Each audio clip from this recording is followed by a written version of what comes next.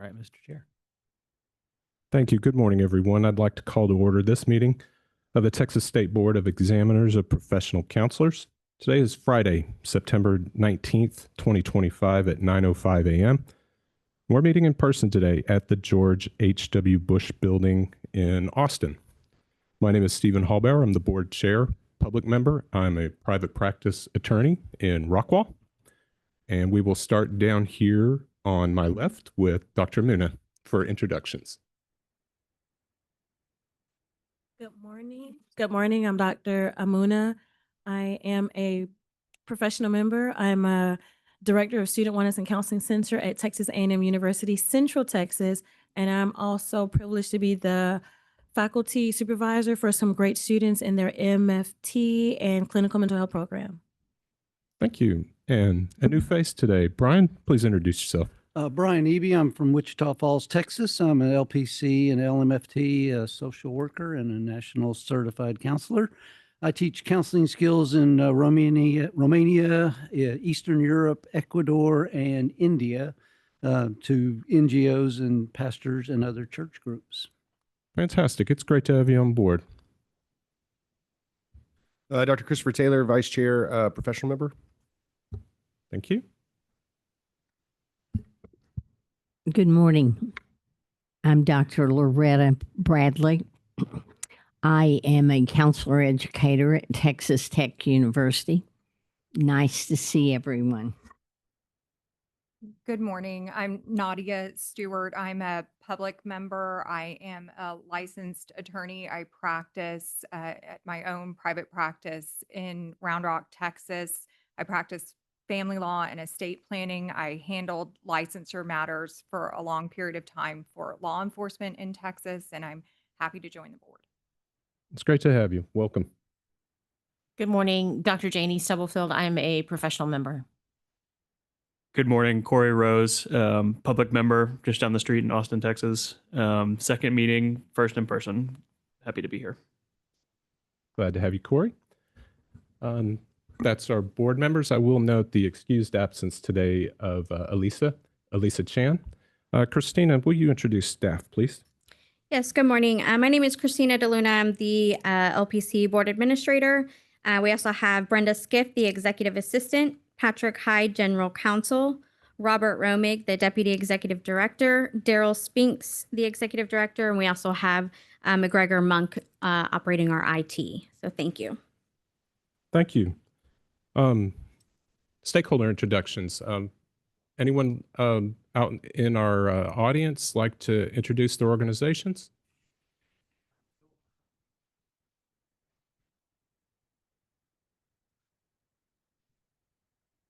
Okay, welcome. And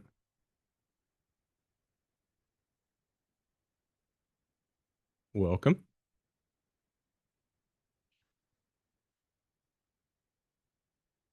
Glad to have y'all here. Christina, anybody online, stakeholder representatives? Perhaps Sandra or? Yes, it looks like we have, online, I'm sorry. There's quite a bit online. So. We have 72 attendees online. They'll probably introduce themselves at public comment if that's okay. Okay. Thanks, everybody. Quick announcement. Please take note of an agenda change today. The presentation by Mr. Hall with Here for Texas, which is agenda item number 4. I'm going to move that to after agenda item number 7. So it's paired. It logically, Mr. Hall's presentation and number 8, the discussion of the role of the board in disaster and trauma response, those two really make sense to go together. So what I'm going to do, you'll just make a note on your agenda. We're moving item number 4 to right before agenda item number 8. Okay? And public, just please take note of that as well. Any other announcements, board? Or we're going to jump into public comment. Okay, we will move on with public comment. Christina, please. Okay, we'll start with those that are here in person today. The first one on the list is Carrie Proctor.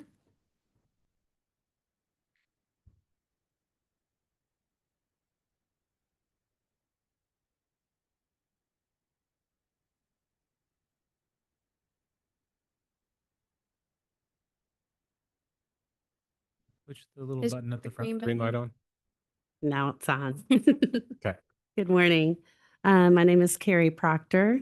I serve as the LPC Board Liaison for the Texas Association of Counselor Education and Supervision, and I am an LPC Supervisor.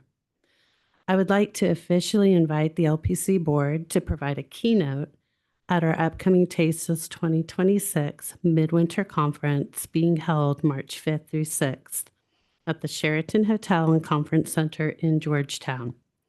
I will forward a written invitation with detailed times as soon as the schedule is finalized. Our TASIS members value the opportunity to learn and engage with the board. We hope that you'll be able to attend. I would like to comment on several rules related to supervision requirements under 681.93, under sections D and H, related to agenda item 13A. They're up for board adoption after going through the public comment process.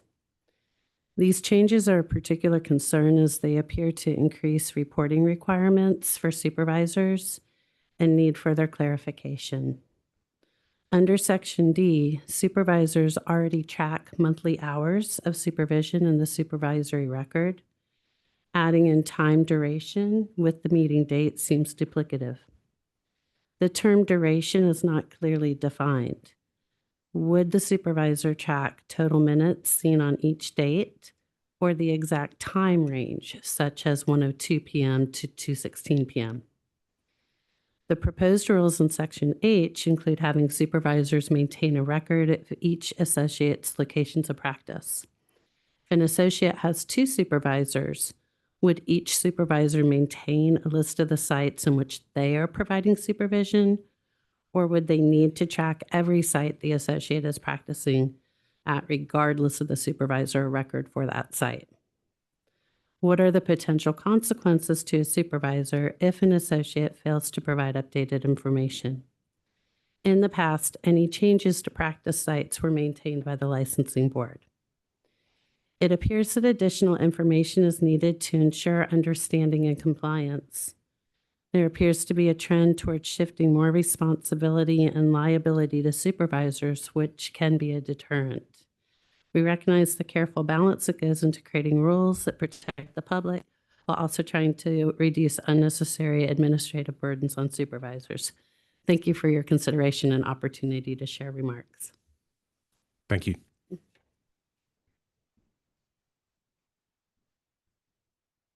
Okay, the next person we have is Angela Bowles.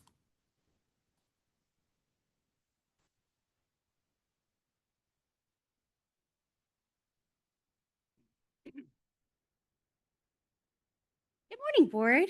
Welcome Morning. back. Looking forward to another year working with you guys. My name is Angela Bowles. I am a licensed professional counseling supervisor, and I am the Texas Counseling Association liaison to the board. TCA would like to thank the board for their upcoming presentation at our 69th Professional Growth Conference in Houston this November. As always, TCA would like to express our appreciation to our volunteer board for their dedicated service to the profession of counseling and to the great state of Texas. Thank you. Thank you. Thank you. Next person we have is Kathleen Mills.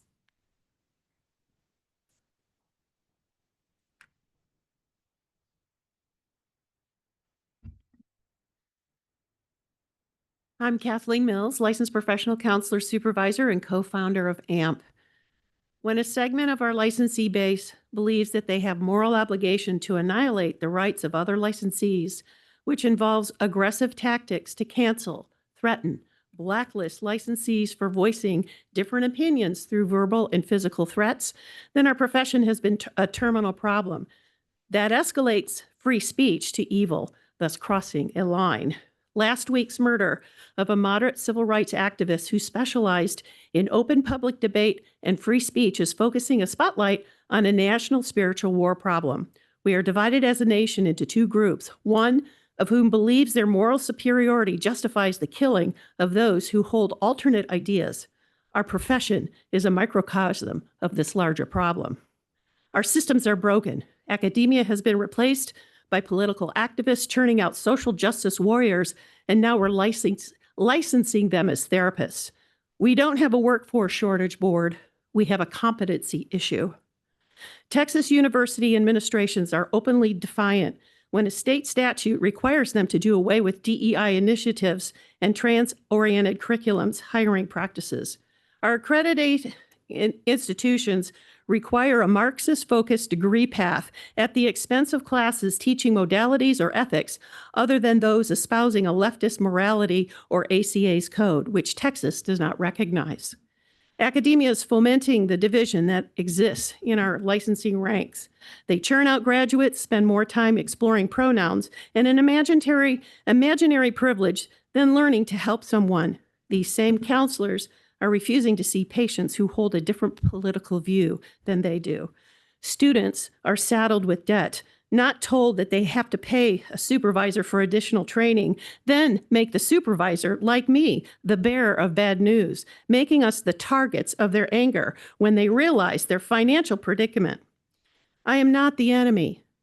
I deserve to be paid a fair wage for my supervisory work and the business I run. And if the numbers I am able to offer don't work for you, then vote with your feet and go interview somewhere else. You have options. Stop vilifying us supervisors for the decisions you made. We have licensees and professional organizations fighting to not be called healthcare professionals so they can continue to write letters, greenlighting the transition process, labeling the issue one of free speech to make it palatable to their membership who pay their bills. If it's unacceptable to you to have your mental health professionals celebrate and justify a public assassination, then there is a tolerance of dehumanization mindset and code of conduct issue you have yet to address. AMP has been shouting this for the past 3 years, but apparently people who have to die before we wake up as a profession and admit that that's what we're dealing with. You are part of a government agency that is being tasked by Joe Citizen of Texas to address it. To the degree that you are able, I hope you do your part to rid our professional house of evil. Thank you. Thank you. Thank you. Next person we have is Philip Crum.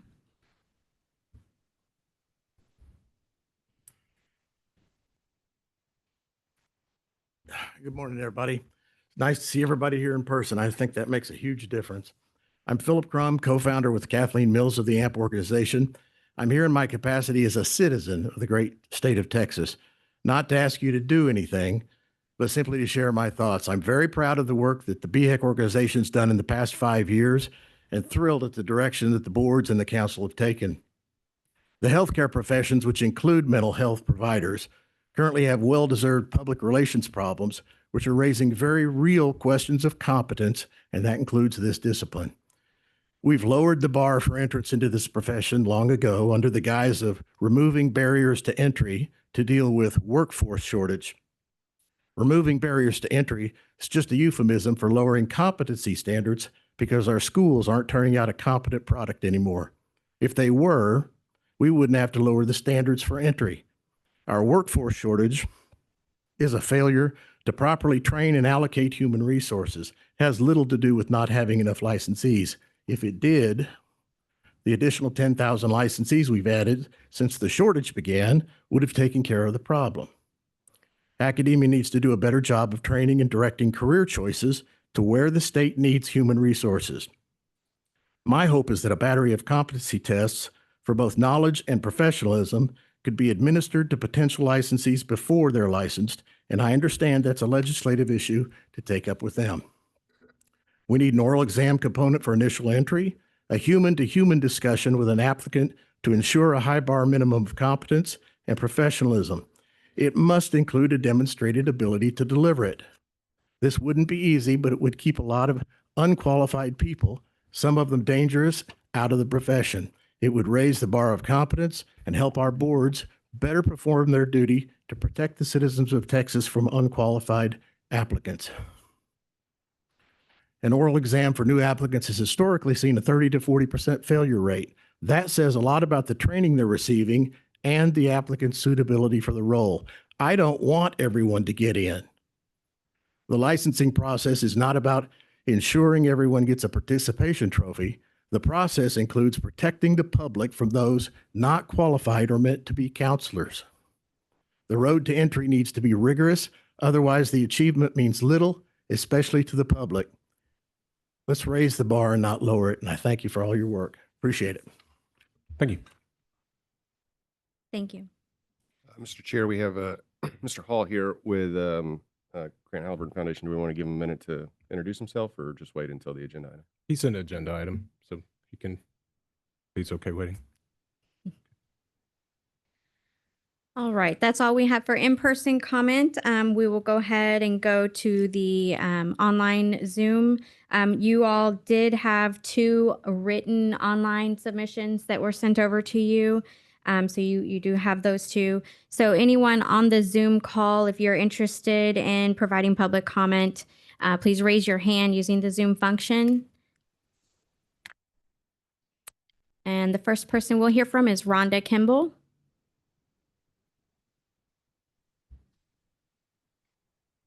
Good morning, everyone.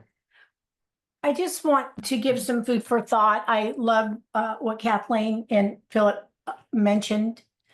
As I look at this board and hear all you doctors, a lot of well-credentialed people, I go back to the rule change that was pushed through about putting PhD on a license that doesn't require a PhD. I also want to observe that our profession is going to more of a mental illness affirming profession. And we can speak again in light of Charlie Kirk's death. And for people such as myself, a born-again Christian Jesus follower, I don't believe that the board, I've been sitting here for years now listening, how people are pushed through and approved to get a license when they're on probation, when perhaps their addictions have overcome them to the point of murder, and then they have paid their debt to society, and you give a license. Life experience does not make a professional. You are all educators up there. Most of you are claiming to be educators, so we are speaking to you. And these compromise standards, I've listened to you say you're going to make this test easier. Listen, if a person can't pass the test after the 3rd time, then you educators need to do something different.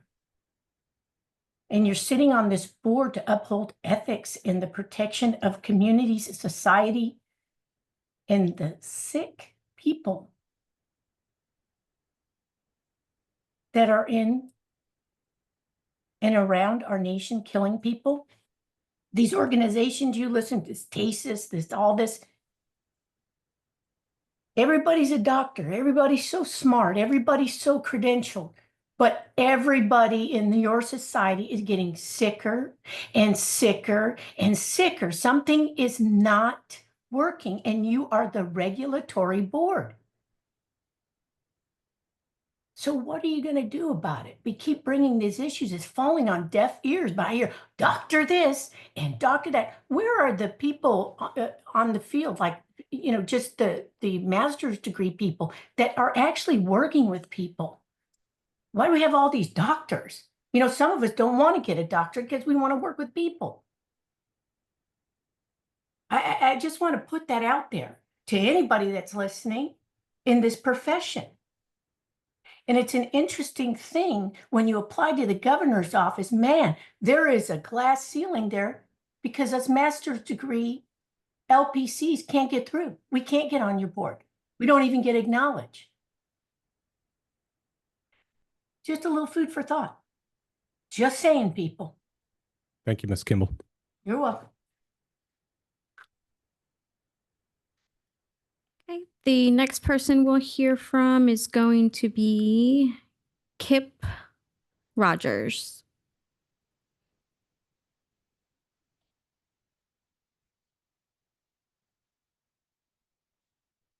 Hi there. Hi there. I'm assuming you can hear me.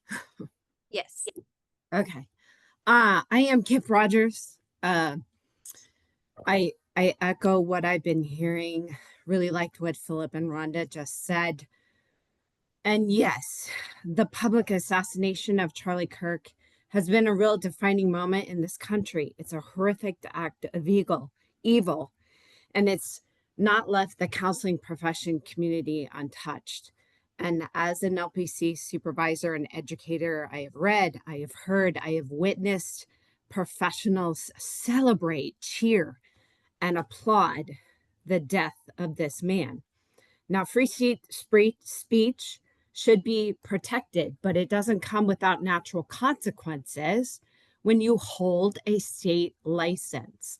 And our profession should protect truth and do no harm to the public.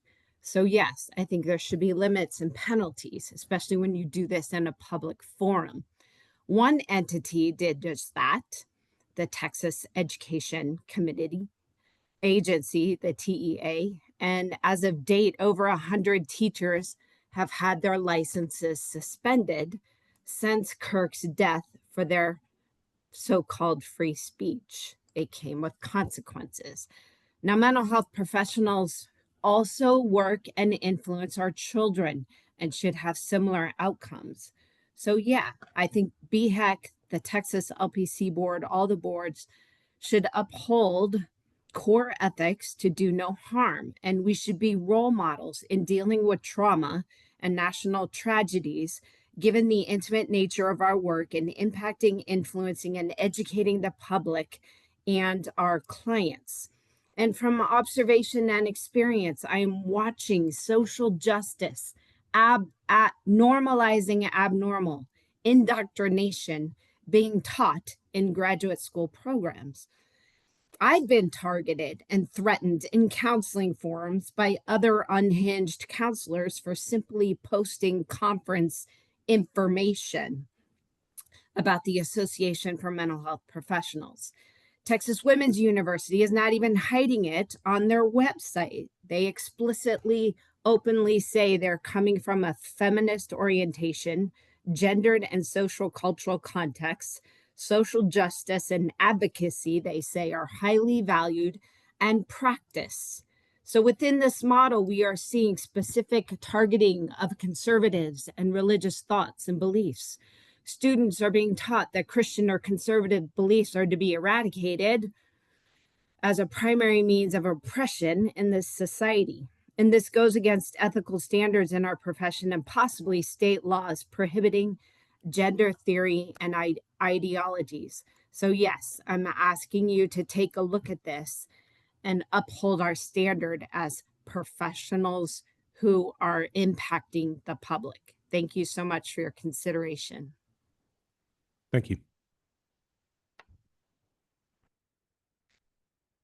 Next person we have is Lanika Graham. Ms. Graham, before you start, I am going to permit you 3 minutes to speak at the agenda item 13, the rule petition that you've brought to us. Do you want to speak on, are you looking to public comment on that right now, or do you have a more general public comment? Yes, sir. I will wait. I was just going to, I didn't know how much time you guys were going to allow me, and I wanted to make a public comment in regards to my petition that I submitted before we actually went over the proposed amendments that I requested in my proposal. Like I said, I'm going to permit you 3 minutes to speak about the rule that you've brought to the board at agenda item number 13. If you're willing to sit through the meeting until we get to that item. Okay, fine. I will wait. Thank you. Okay, thank you. Okay. Next person we have is Martha Williams.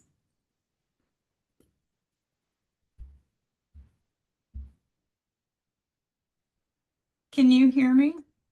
Yes. Yes, ma'am. Okay, thank you. Good morning. My name is Dr. Martha Williams, and I am a licensed professional counselor supervisor, and thank you for letting me join today. I have a question, and it sounds like it may not be answered, so in this meeting, so I would ask that it be a consideration for another meeting, which is I'd like to ask if the Counseling Compact Commission is currently under consideration by the Texas Board. And if so, if the current status or any anticipated timeline for Texas joining the compact could be shared.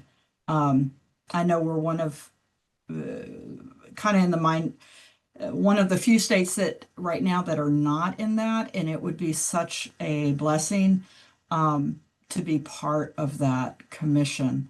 So I just, or maybe someone can direct me to where I can find information on that if there's a pending application or anything like that. But I did want to request that that we consider being a part of that. Thank Okay. you. We can respond to that. Yeah, Okay, thank you, Ms. great. Williams. Thank you. This is Robert Romig with staff. The compact is something that has to be passed by the Texas legislature. The board cannot choose on its own to join the compact. And so the legislative session this spring, there was a bill pending that would have joined the compact, but it was not passed by the legislature. And so absent a special session related to this, the next opportunity for Texas to join the compact will be with the 2027 legislative session. And so that's speak to your representative or your senator. Those are who have the ability to pass the compact. Thank you. Next public comment. It looks like the other person decided not to speak, so we have one caller up, and we have one more hand up. One caller, I'm going to open it if you would like to provide public comment. It's *8 if you would, or I'm sorry, *6 if you would like to unmute and speak. Okay, and it looks like we have two more hands now. So we have Venus Rahani. Yes, good morning. My name is Venus Rohani. I'm a dual licensed professional counselor and marriage and family therapist supervisor.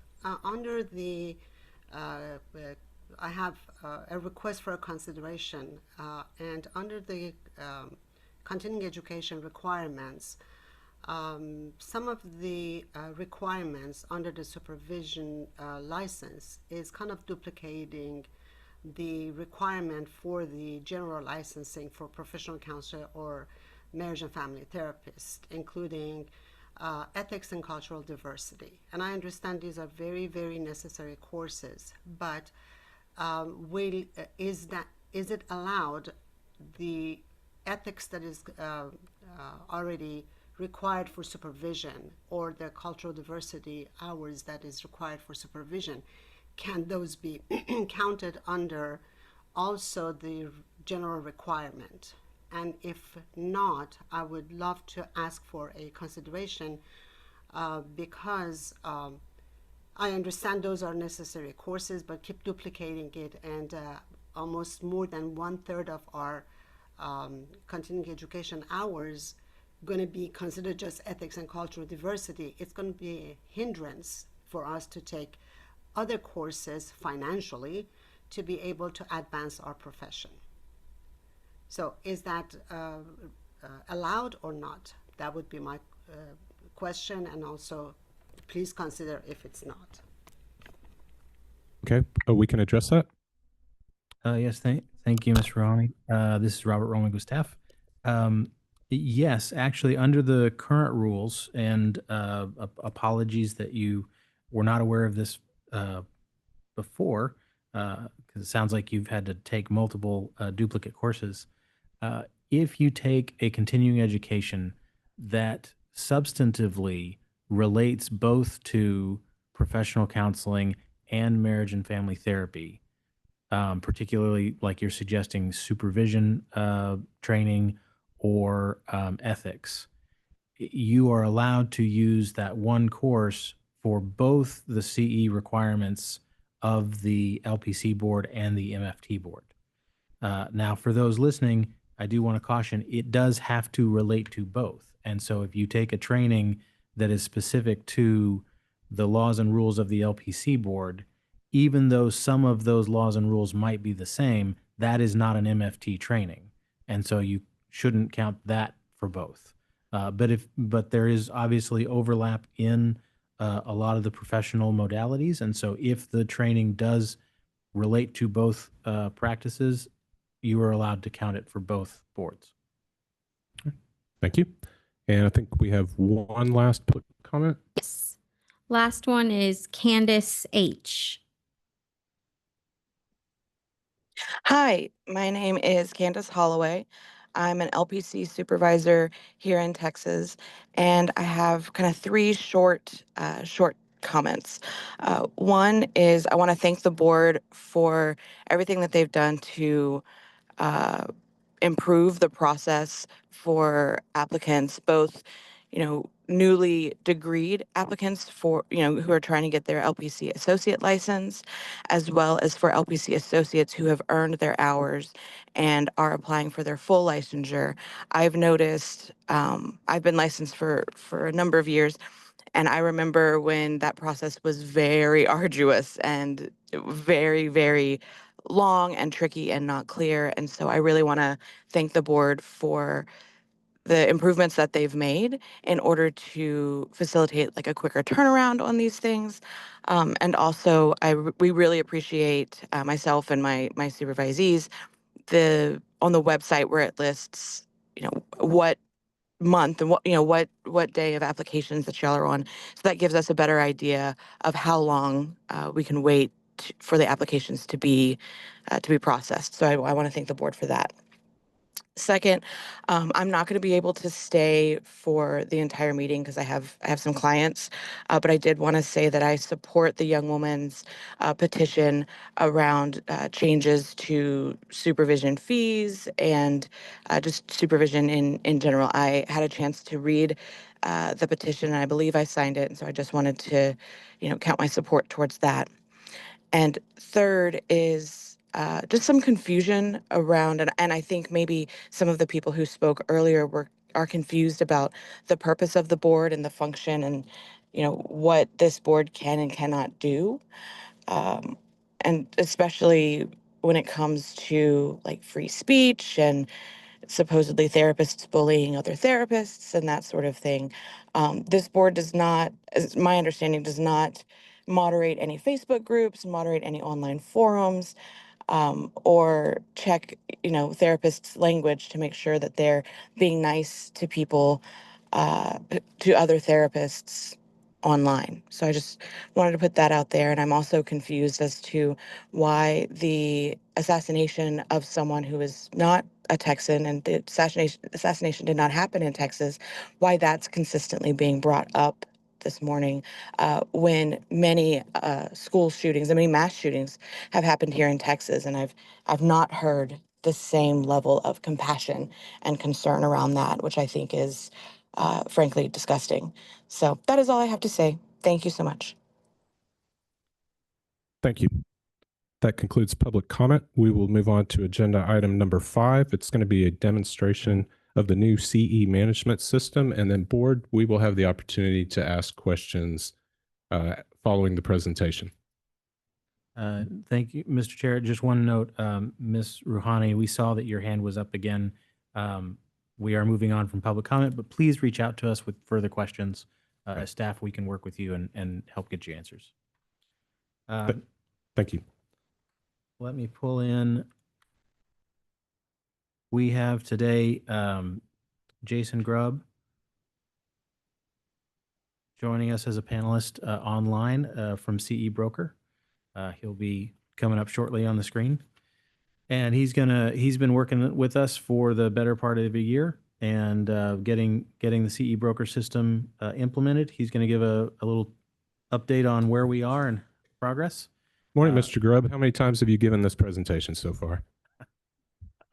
Good morning, Chair Halbauer. I have given a similar presentation to this. This is now the third in less than a week. So if I stumble over my words or make mistakes, that's completely on me. We were hoping you'd work out all the bugs by the time you got to us. I hope so as well. Well, welcome, and we look forward to hearing about CE Broker. Excellent. Well, thank you for the invitation. It's a pleasure to join you all today.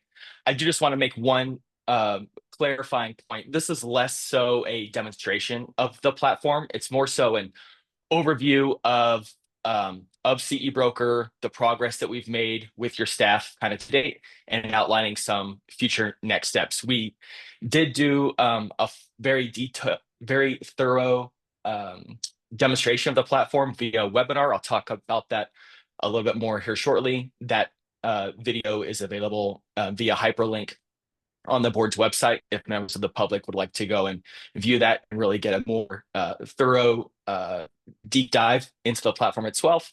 With that said, after the slides I have presented, I'm happy to jump over to our homepage and navigate through a few things if you all would like, or obviously answer any questions that you have at the end. So I just want to make that clarifying point at the start here.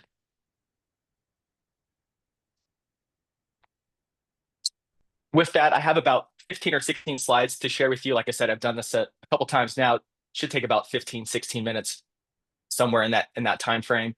But as Mr. Romig mentioned, my name is Jason Grubb. I'm the Client Success Manager for CE Broker. Essentially what that means is that I serve as the primary point of contact for Daryl and Robert and their staff. And like I said, I'm just going to provide kind of a general overview of CE Broker for you all today, outline our progress to date. I'll touch on some of the communication efforts that we've actually made up to this point. I'll touch on some initial kind of engagement metrics and show kind of what your account adoption looks like amongst your licensed professionals so far, and then talk about some kind of forthcoming goals that we are working towards as well. So with that, I'll go ahead and jump in here. Just to kind of level set and make sure everyone's familiar with who we are, I just want to give a high-level overview of CE Broker. CE Broker is actually one product line powered by a larger organization called Propellus. And we're focused on modernizing how licensed professionals and their employers and the regulators, obviously, as you all are, and associations, how they kind of all work together. And a little bit of backstory. A little over 20 years ago, we were founded as a solution for Florida's Department of Health to help manage the continuing education requirements for all 33 of their healthcare related boards. Additionally, we have another platform called EverCheck. That's a credentials verification system. It's used by hospitals and health system HR departments, essentially to ensure that their healthcare workers and other employees, that they're clear to really be out on the floor kind of any given day. And then lastly, Anywhere, that's our comprehensive employee and occupational health kind of monitoring software system. I mentioned we were founded a little over 20 years ago. Since then, we've grown a fair bit. We now work with a little over 300 regulating entities nationwide. That encompasses about 5 million licensed professionals. And kind of uniquely to us is we work with thousands of educational providers around the country as well. Large national entities, small mom and pop organizations, regional and state associations as well, to really help promote and encourage professional development and support CE compliance. Specifically to Texas, so Texas now is the 12th mental and behavioral health entity that we work with. So you can see a number of other states represented on the page here. There's a good chance that your colleagues and peers in other states are already familiar with CE Broker and using us. And I've said this in a couple other presentations, but personally for me, I live in Colorado now, but I grew up in Texas, just north of Austin there in Jarrell. If any of y'all know where that is, small little town right on I-35, or it used to be small, it's getting bigger. I went to school at Texas State. So personally for me, I'm excited to be able to bring our solution to the state of Texas.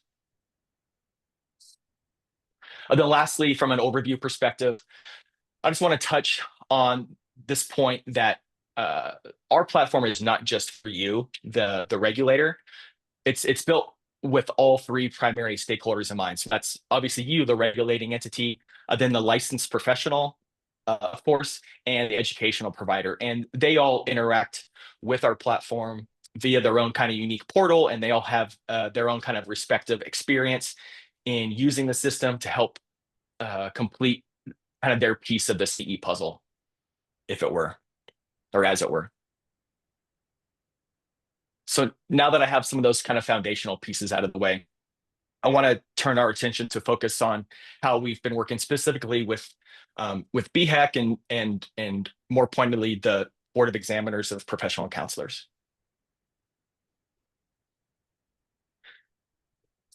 As you know, I know you all are aware, occupational licensure, continuing education requirements, they vary widely from state to state and from board to board. So kind of by necessity, CE broker is not a one size fits all solution. We really have to customize and configure our platform to your own unique regulations. And thanks to our decades of experience and efficiency in doing that, and then also thanks to your very knowledgeable, very responsive staff, we were actually able to go from contract signature in January to a delivered, customized product that now is accessible to all of your licensees in just 8 months. And I won't detail each milestone here, but I do want to stress it's been an incredibly collaborative process, and we've met with your staff regularly, really to ensure that we fully understand your laws and rules so that our system is reflective of such. And you'll see here that last point, your staff announced to the licensed population on August 13th. So it's been just over, what is the math on that? I don't know, 4.5, 5 weeks, something like that. But that initial, population-wide announcement that went out last month, that certainly wasn't the only piece of communication. And so I want to kind of dive into those messaging efforts a little bit more. As again, I know you all know this, but informing your licensed professionals of new systems or new processes or new requirements, it can be a real challenge. And we're very thankful to your staff's thoughtful and proactive approach in really helping to take a multifaceted and recurring messaging campaign. So you'll see here we had 2 pre-launch notices go out that informed licensees, that this new system is going to be available soon, but also those kind of pre-launch messages also encourage licensees to participate in one of several upcoming webinars I mentioned previously, so they can kind of dive in and learn more. And additionally, the announcement that went out to the entire population last month, which I mentioned just a second ago. Additionally, information about CE broker is now included in those renewal notices. I think there's a 75-day lead time on those renewal notices that go out. And the first of those coincided with that initial August 13th announcement. Then just to dive into the webinars in a little more depth here, we held the first of 3 of those that are scheduled. The first was just a couple of weeks ago, August 27th. And the participation for that was really strong. There were 1,000 people on the actual webinar itself. Then due to seating limitations, we pushed the webinar to live stream via Zoom. And there were another 2,000 folks that were participating in viewing the webinar on the live stream. And I mentioned this at the top of my presentation, but there's a link to that live stream, that video recording on the board's website, so licensees can go and review any of that information. And there were a lot of questions that were answered as well. And so chances are that if a licensee has a concern or a question about something, it was addressed in that webinar, either via the presentation or via the Q&A. So I would encourage licensees to go and check that out. But additionally, if they would like to participate in one of the other 2 webinars that are scheduled, there's one slated for October 29th, and there's one slated for December 10th. Then lastly, of course, my participation at yours and the other BHEC board meetings this month and next month. Obviously not just for your benefit, but also to help shed light for any of the licensees that are viewing either in person or remotely as well. And so just to jump into some figures related to the adoption of the platform so far, it's kind of, what has the effect of these messaging efforts been today? So since that announcement, we call that kind of a go live, essentially, that launch on August 13th, participation has really increased quite steadily day by day. So this slide here represents all of the licensees under the Behavioral Health Executive Council. And that's about 14.5% of the population have created their accounts already. That 12,271 figure that you see as of end of day yesterday. For your licensees specifically, the professional counselors, about 5,000 have 5,000 LPCs have already claimed their accounts, and that's about 15% of the total population. So kind of right in line, if not just slightly outpacing kind of the general trend across all of BHEC. So then just kind of looking ahead over the next several months, kind of what are some key milestones that we have coming up. I mentioned the future webinars we have slated and other board presentations and some ongoing communications, et cetera. Primarily, the next phase of the rollout will involve, or is involving, it's kind of happening right now, integrating CE Broker's system with your licensing system. And that's done via a backend, we call it a compliance API connection. And that's essentially going to verify CE completion in real time when a licensee is renewing their license, instead of relying on a self-attestation and a kind of a post-renewal auditing process. And just to back up, when I say API, that's just essentially a computer language that allows your system to communicate with our system and vice versa. So essentially just connecting our system with your licensing system on the back end. So starting with those licensees renewing in January, their notices, which I think start going out in November, and the subsequent renewals thereafter, those renewal notices and reminders will indicate that usage of the platform is mandatory, and they won't be able to renew unless their CE is uploaded into CE Broker's system. Because like I said, that compliance API is checking on the back end at the time of renewal. So beyond that, we're committed to continuing to work with educational providers and get them registered on our platform so that they can report completions on behalf of their learners and help alleviate that burden of licensees having to, keep track of certificates and upload them themselves. To the extent that education providers can do that for them, it just helps streamline the process a little bit more. And then additionally, we are committed to doing additional webinars or providing additional FAQ documents, kind of whatever it takes beyond the things that are already scheduled. And then I do want to touch on ongoing licensee support and our customer support center. And this is the last slide I have, and I can open it up to some questions. But we take a lot of pride in the in offering a dedicated in-house team of customer support specialists. They're all Propellus employees. They're all based here in the United States, and they're trained on the rules and regulations of your agency. They're available Monday through Friday, 7 a.m. to 7 p.m. Central Time. And we also have a kind of a robust library of step-by-step guides and tutorial videos and other resources in case your licensees need to find the answer to something outside of those 7 a.m. to 7 p.m. Central hours that our customer support team is available. So with that, that's kind of the general gist of the information I wanted to share with you, and I'm happy to answer any questions that you all might have. Thank you, Mr. Grubb. Staff, before the board asks questions, is there anything that you wanted to add, maybe Texas specific or LPC specific, that you wanted to add to this before we take board questions? The one thing I wanted to add is, if I'll share my screen, is just to show folks where they can get more information. It really is intended to be a seamless process. We've built in a long runway for folks to get their accounts set up and get familiar with uploading CE before that January deadline. On our website, you'll see at the left top there are these menu buttons. The renewal CE button.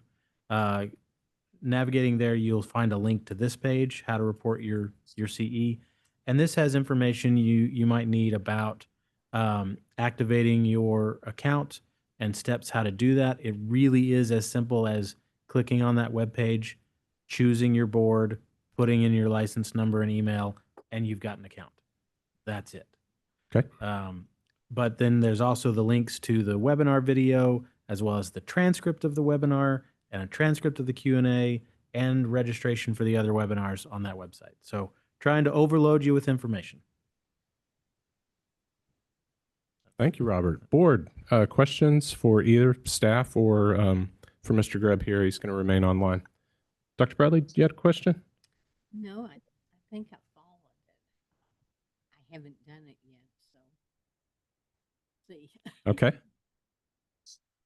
Professional members, have you heard from anybody that's set it up, or have you done so yourselves? And I use this for 2 other states that I'm licensed in. It is very helpful, very beneficial. And I would probably say for at least 5 to 6 years, I've used it for 2 other states. It helps keep you accountable, especially if you're licensed in more than one state, because it keeps the credentials for each state and CEUs that are required. But if you're only licensed in one state, it's helpful too to have those reminders, because it will say, depending on which version you have, you're short on ethics or you're short on general CEUs. Like, it will literally break it down by what's required for your state, depending on which version you have. Dr. Boone, that's a good point. I see the value here for those who are licensed in multiple states. So I set mine up and it's been real helpful so far. I'm multi-licensed, so to her point, it just makes it seamless and looks like a good deal. Hats off to whoever did all the million of man hours to set all that up. I know one of you people over there had something to do with it. So thank you very much. There's a lot of manpower behind that. So thank you. Good to hear. Dr. Taylor? I set mine up as well, Jason. Thank you. It was a very easy process. It was very, very nice. I like seeing that dashboard. It's all very good.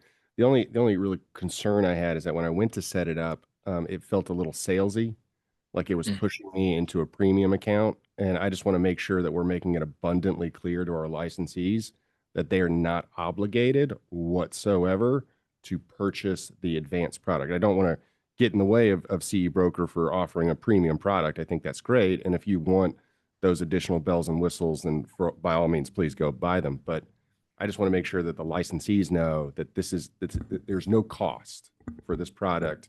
And when I set it up, it defaulted it to the recommended premium package and not the free. So I had to go and click again to say, no, I want the free, which is my account. So I just want to make sure in whatever messaging we're doing, where it says on the website, it says choose the path that's right for you. I want to make sure that we know that that there is a free path that you can choose that is right for you. Right. So that was it. And then this might be a BHAC question, Daryl, but is there an exit clause in that contract? If for whatever reason something goes sideways and we want to get out, is there an exit clause in that?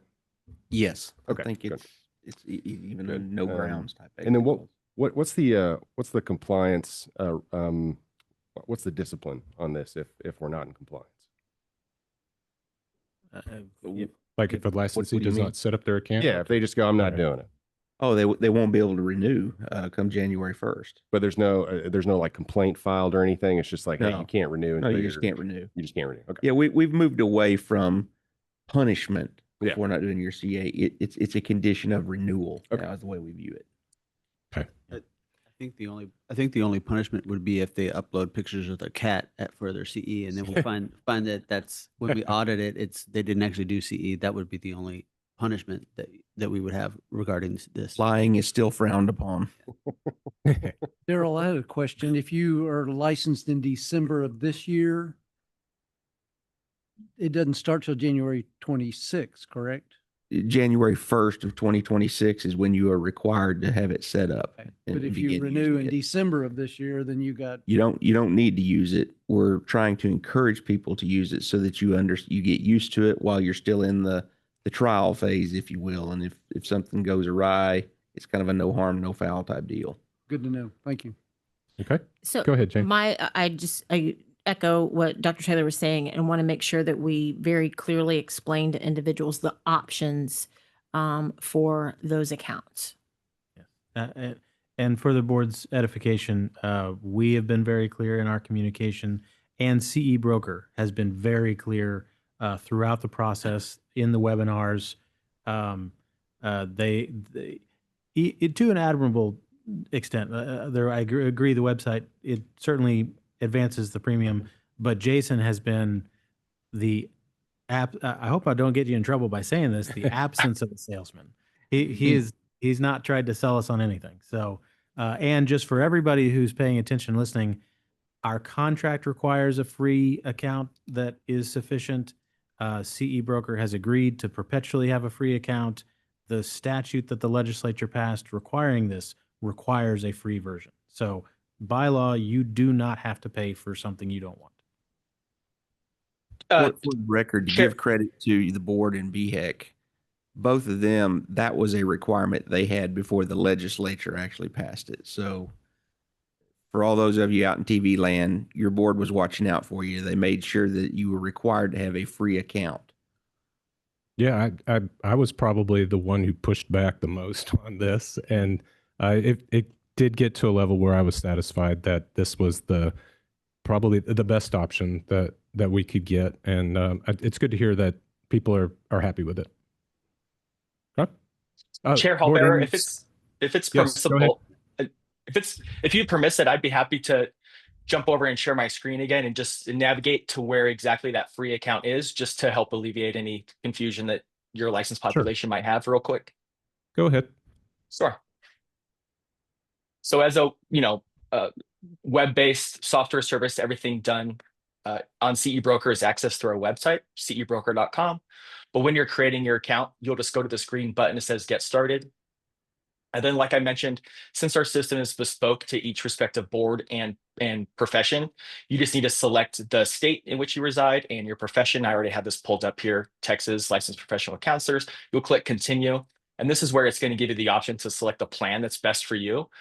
Our business model is somewhat unique. The state of Texas, BHEC, the LPC board are not paying for our service. We use what's called a kind of a freemium model, similar to TurboTax or Spotify, where there is a free version and there are some paid options available if you want some added convenience features. So here's where our system will recommend one of the paid accounts, but to make sure that licensees are in compliance with the board's requirement to have an account, all that is needed is the basic free version, and you can do everything with that account that the board is asking of you. So this is where the free basic account is. If you get to a point where the system's asking you for a credit card and you don't intend to pay for an upgraded account, you have gone down the wrong path, and back up and make sure that you are selecting this basic free account if that's the version that you want. Good. Thank you, sir. Board, any further questions? No? Okay. Jason, thank you very much for your time. Good job on the third version of the presentation. Thank you very much. Take care, y'all. Thank you. All right. Moving on, we'll go to item 6, general matters. My board chair report and the BHEC update are kind of combined. BHEC met on June 24th. This was our first meeting with our new BHEC chair, John Belimowitz. John was previously chair of the psychology board. He's a public member. He had a lot of involvement as chair of the psychology board. Now he is serving as chair of the BHEC board. John's a really good guy, and I have a great relationship with him. I'm looking forward to working with him. He's up in the DFW area. We've met for lunch before. We kind of talk about our role. We're public members, and yet we are both in a position of really advocating and advancing mental health in Texas. It's fantastic. He's a great chair, and I look forward to working with him as we go. We'll talk a little bit more about his vision for BHEC as a whole coming up here. Did want to point out, they did make an announcement that 2 additional BHEC attorney level positions were approved by the state legislature. Those are going to be used for compliance management. Once those 2 positions are filled, they're going to get to work on complaints, and we're getting the number of complaints under control, and these 2 new positions are going to be applied to assisting with that. I wanted to let everyone know that additional help is on the way as a result of the budget expenditures that came out of the ledge. Daryl, anything to add on that? No, sir. You covered it. Okay. We had sent 2 proposed rule changes up to BHEC 681.72, 681.93. They were both approved at the BHEC level, and we will consider them for adoption coming up. Dr. Taylor, anything else that you wanted to add regarding BHEC? No, sir. That sums it up. It's going well. Okay. Our next BHEC meeting is October 14th in a few weeks. One thing I did want to point out, the board will be giving a presentation at the TCA Professional Growth Conference, November 19th through the 21st, I believe. Our presentation is going to be on the 20th. Is that correct? Okay. A few of our members have expressed interest in participating on that panel. Dr. Bradley, Brian has agreed to participate. Dr. Amuna and jurist Dr. Stewart has said that she'd be willing to come represent the board on that panel. We can have up to 4. We can't go over 4 because then the quorum police get after us. So it sounds like we do have 4 members, and that'll work. And Christina and Robert are both going to be there. Yep. Okay. Yep. Those of you that have said that you're interested in serving on the panel, what we like to do is divvy up topics to speak on, and please work with Christina and each other, and I'm willing to play a role in it as well. If one of y'all can't do it, then I'll jump down to Houston and join, but sounds like it's in good hands. Everyone loves to hear from Dr. Amuna, of course. I was just about to share that since I've been more than once, if there's someone who wants to go or hasn't been as often as I'm comfortable relinquishing my role so that another board member can go and experience the greatness that we have in connecting with our constituents. Yeah. Thanks, Dr. Amuna. But Dr. Bradley, you're going to be there, correct? Yes. Okay. Let's talk about topics that you would like to speak on. And Nadia, I've done this before, and the value of a public member is to kind of talk about your background and the skills that you bring to the board and that you would like to bring to the board. And being a private practice attorney similar to myself, your spiel will probably be similar to mine in that you're looking for ways that you can apply your legal skills and your practice experience and how that translates to the board and what you're interested in doing as a new board member. So we'll talk about it some more. Yeah. Anything to add? I mean, I would just say, in my experience, primarily as a family law attorney, one of my biggest concerns, and I think I would expect it's an interest of the licensees as well as the public. What I see in family law is a concern amongst my clients and counselors about complaints that are issued unfairly. When, for instance, someone doesn't like what a counselor is saying when they're subpoenaed to testify in court about, a custody case or a case involving abuse. And so from that standpoint, I think as far as licensees are concerned, my concern for the public is, licensees being hauled up in front of BHEC and the board unfairly, and then having to be cautious about providing care for their clients because of that. And so I hope that I can help alleviate some of those concerns on the board. No, that's great, because what really brings value as a public member is you come to these meetings and you say, hey, you guys are passing this rule change and you think it's going to do this, but in my experience, the way it plays out is this. And so you should be aware of that. And that's good value that you bring to the board. So look, thanks for joining us, and looking forward to working with you. Questions regarding the chair report or BHEC? Anybody? No, we will move on. Christina, 6C, the board administrator report. All right, I have a couple things for you all. So just a heads up, the next leadership listening hours scheduled for September 29th. That email notice went out on August 23rd. So if you're not signed up for it, please go back and look in your emails that you would have received from us and go ahead and sign up for it. NBCC has been working on a Spanish exam for the NCE. That will be available to Texas applicants in the next few months. And they're still working on a Spanish exam for the NCMHCE. No timeline yet on that, but it is something that they are working on. So for the board members, in your packet and the licensees, maybe those that are duly licensed as MFTs, the MFT board is surveying their licensed associates.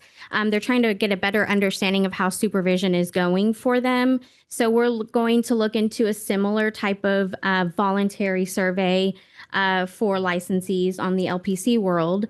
So those questions are in your packet material, but it's basically to try to help us determine if we need to talk about new rules or guidelines or that type of thing. So it should give us some additional information for that world. Customer service, I know it's kind of on repeat, but it continues to come up. Please leave your voice in your voicemail messages, leave your email. It's a lot easier for us to get a hold of you. A lot of times what happens is once we return your call, you're in a session with a client and then we're playing phone tag. So sometimes just the email is a lot faster way, and you have something in writing from us related to whatever your question was regarding. Continue using that contact us form on the web page. And allow at least 6 weeks from when your payment clears to call and ask for a status update. The biggest way to avoid having to call and ask for a status update is make sure that everything that is required, which it is all broken down on the applying for a license, on the how-to guides, everything is there on the website. So be sure to look at that before you send in your application for licensure, your upgrade application, even the supervisors. We have everything on there for you. A couple of updates, or I guess more reminders, which again, I kind of feel I'm on repeat on this, but we are continuing to see supervisors who are not sending in the supervised experience documentation form within 30 days. It doesn't matter if you're the first, second, third, fourth, fifth, whatever supervisor. Once that supervision ends, you have to send in those supervised experience forms within 30 days. Associates and supervisors. So when the associate is ready to upgrade to full licensure, they need to go online and complete the online upgrade application. There's no fee, but that's what initiates that the upgrade application for staff to process. That's where you will attach the supervised experience form as well. We do not need it there and by email. We just need it on the online application. Just attach that form there. It's becoming duplicate work for staff, and it's already being processed here when they're opening it here. And so it's just extra stuff that's getting them a little farther behind. So just attach that form to the online application. Supervisors, if you are one of those that has your associate fill out that supervised experience form, please double check everything before you sign it. What we are seeing is someone who may have been licensed or may have been working with a supervisor for 12 months and they did the majority of their hours with that person. Well, this form, they've only been working with this supervisor for 6 months and they're saying they did 3,000 hours in 6 months. That's going to be a red flag for staff. And so that delays the processing time. So please just double check what you are signing off on. Let's see. What else? Oh, supervisors for the for when you are applying for supervisor status, when you do that online application, make sure when you upload the supervisor certificate, that supervisor course certificate, that you actually click the attach button. The majority of our applications that are coming in are missing the certificate, which again delays the process. Then we have to send a deficiency and all that fun stuff. So please just double check before you submit that application that that document is submitted. Let's see, that was CE brokerage. Staff are continuing to work very hard. We're at a 2.5 week processing time for LPC right now, which is great. So if you submitted an application prior to September 1, please go back and check your emails. You probably have a deficiency. So go back and check your email, but staff are processing September 1 right now. And compliance. So right now we have 32 cases being monitored for agreed orders or eligibility orders. 31 of those cases are in compliance. The one case that is not in compliance relates to payment of administrative fees. So they're continuing to work with that individual on that. So that's what I have, unless you guys have any questions. Christina, can you remind me 8 years ago, what was the average process time?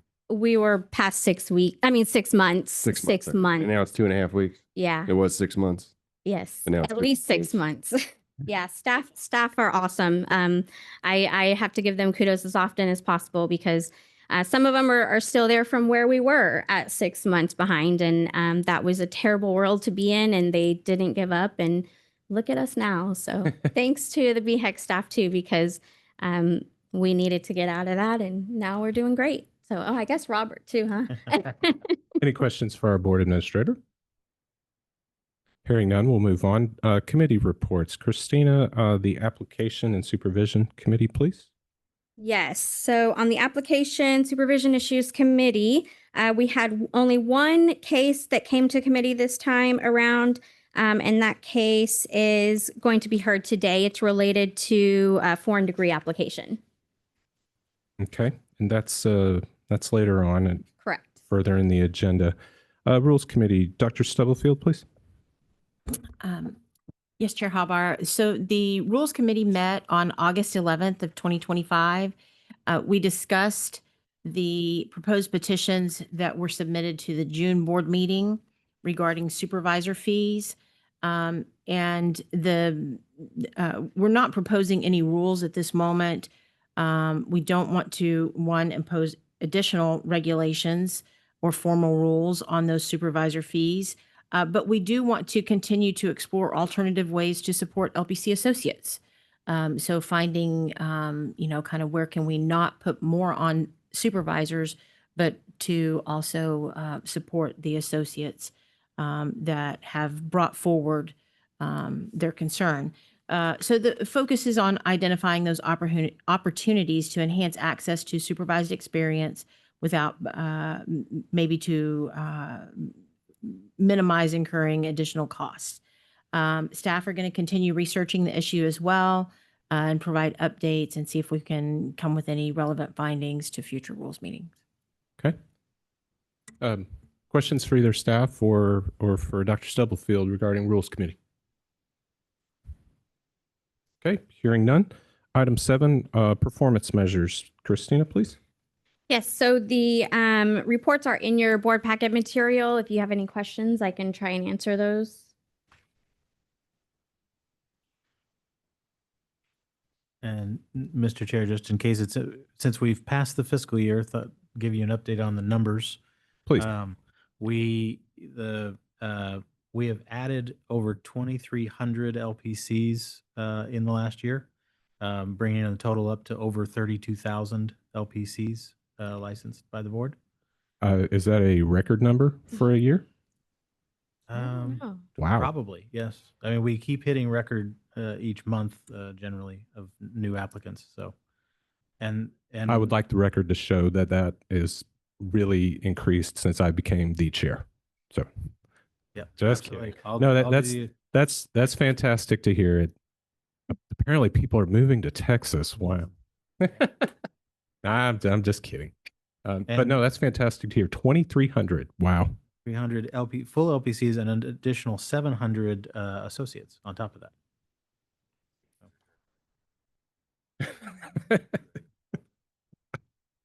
Thank you. Board, any questions regarding our performance measures? No, just wanted to comment that I really love the PowerPoint that you provided for us with all the graphics for the visual learner and the on the up here. So thank you. Thank you. Okay, we're now to the point where we had moved Mr. Hall's presentation. Sir, are you doing okay on time? Because this is about our usual. Do you mind holding on while we take a quick break? I think it makes sense for us to. We're about at our break time, so let the board have about 5 minutes, and then we'll lead off with you. So at this time, we are going to take a 5-minute break. It is 10:21 a.m. We will come back in session at 10:26 a.m. Thank you.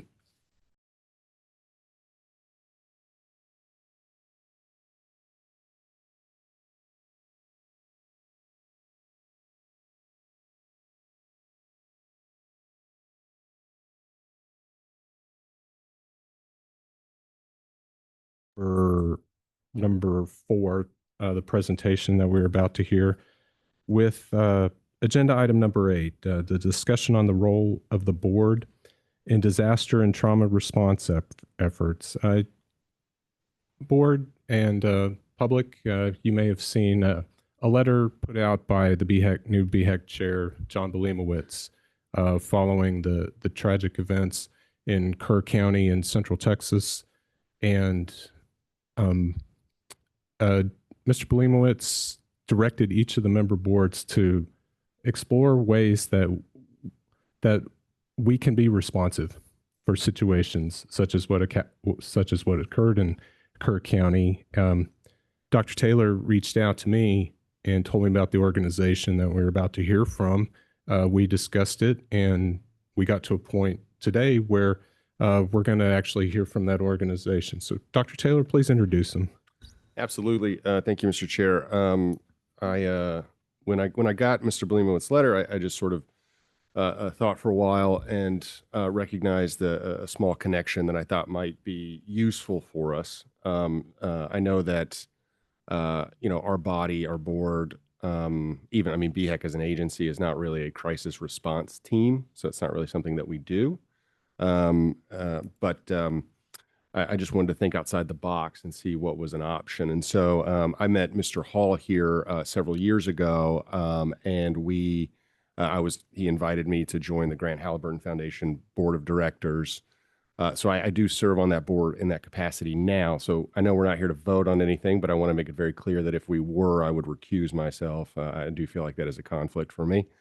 But Mr. Hall is the president of the Grant Halliburton Foundation, and I'll let him introduce himself here in a second. But specifically, what we're here to talk about is Here for Texas, which is a free program that's sponsored and run by Grant Halliburton Foundation. That's already in existence. It's already happening. It's happening without us, and they're not asking. I don't think they're here to ask us to do anything specifically. More just to kind of tell us about the program and the response that they had to the flooding as well, which was, I think, pretty admirable and amazing. So with that, Mr. Hall, would you please introduce yourself and tell us about your program? Sure. And Christina, are you able to pull up the presentation? Thank you all for allowing me to be here today. And Dr. Taylor, thank you for making this happen. My name is Kevin Hall. I'm president of Grant Halliburton Foundation. I've been with the foundation for about 8.5 years. We go to the slide that starts with our story. Next slide. There you go. And just a little bit of background about Grant Halliburton Foundation. If we can back up one, there you go. Grant Halliburton Foundation has been around for 19 years. We are a Dallas-based 501c3 nonprofit. Our service area is all of North Texas, basically all the way up to the border. We do a lot of work in Texoma, but we have a pretty broad presence across North Texas. The organization started after the death of a young man named Grant Halliburton, and he was a kid from Plano, Texas. He took his life. His family felt like after he took his life that there was a lot they needed to be more informed about. And so they started the foundation focused on education, awareness, normalizing the conversation, et cetera. And since 2006, we have grown quite a bit. One question we do get quite often is Halliburton, the oil company. You must have a lot of money. There is no connection, and there is not a lot of money. So with that, going on to the next slide, just to give you a framework, our mission very specifically is to strengthen the network of mental health resources for children, teens, and young adults, promote better mental health, and help prevent suicide. Our focus, our priority is on adolescents. Our vision, we envision a world where suicide is no longer a leading cause of death for young people, and where everyone affected by mental illness has the support and resources they need to keep them resilient, healthy, and here. Next slide. You guys already know this. Why focus on youth mental health? We know we have a crisis. We see it every day. We hear about it every day. So I don't need to read all those data points. I think you all are very familiar. I'm gonna get into specifically the resources. We do a lot of work around education. We're in schools. We work with youth organizations like the Girl Scouts, the Boy Scouts, the YMCA. We work with faith communities. We have a wide range of educational programming, but that's not what I'm going to talk about today. I'm going to focus on the resources. And that starts with, as Dr. Taylor said, Here for Texas. We launched a website in 2015 called Here for Texas. It is a searchable database of mental health providers, and it has a filtering mechanism through the back-end technology. So as an example, somebody could go to that site and say, okay, I might be a mom, and she says, I've got a 15-year-old daughter. She's self-harming. I live in Garland, Texas. I don't have insurance. I have limited transportation options. And she can plug all that information in, and the system will filter and then provide options that meet her criteria. Today, we have, in terms of providers, they have to go in and build a profile. We have over 1,100 providers in the system that have gone in and built an extensive profile about what they offer, what their services are. We have them update that at least annually, if not more. But that has been in existence since 2015. We get quarterly, we get probably 12 to 15,000 site visitors to the website to give you an idea of the reach. And in addition to finding resources, there's just a lot of really good information, mental health related. If somebody just wants to educate themselves on all aspects of mental health. So the site is up. We've had it for a long time, but we learned a few years ago that there are still a lot of people that just want to talk to somebody. They need to talk to somebody. They need that reassurance. And so at the end of 2018, we launched an extension of Here for Texas, which is our mental health navigation line. And our navigation line, basically, it's not a crisis line. It is what we call a warm line. It is, we have it up Monday through Friday, 10 to 6, and we have trained volunteers who will take calls. Our volunteers go through 40 hours of training, and they will take a call and they will case manage any situation. They will get a lot of information about what the situation is. And then all of that information is then turned over to our staff.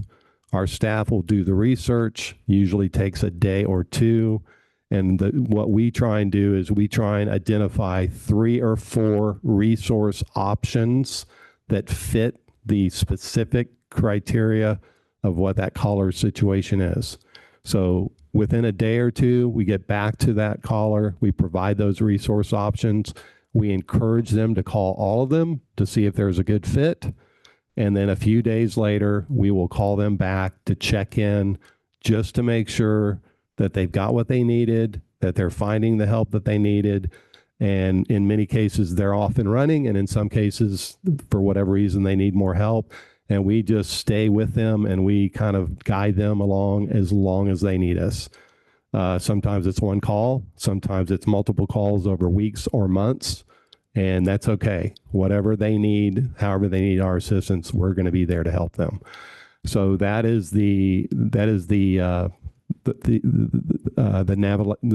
phone line part of it. If you go to the next slide. And there's the number, 972-525-8181. If we go to the next slide, I can talk a little bit about I've kind of gone through how it really works. Again, everything, there is no cost to any of this. There's no cost for a provider to build a profile. And then I want to talk a little bit about what this actually looks like, who's actually calling, what are those data points. So if you go to the next slide. This gives you an idea of number of callers. This is a little bit behind from where we are today, but just to give you an idea, in 2024 we had about 800 callers, and typically it's parents calling about their child, but we have all kinds of scenarios. But in 2024 we had about 800 callers. This year we're tracking to be over 1,000 callers. We're about 17% above last year's call volume number. And so we're going to just continue to, we see this growing gradually every year, and we're just going to continue to probably anticipate that that's going to continue to be the case. If you can go to the next slide now, I got to look at my sheet because I can't read that far away. Who's calling?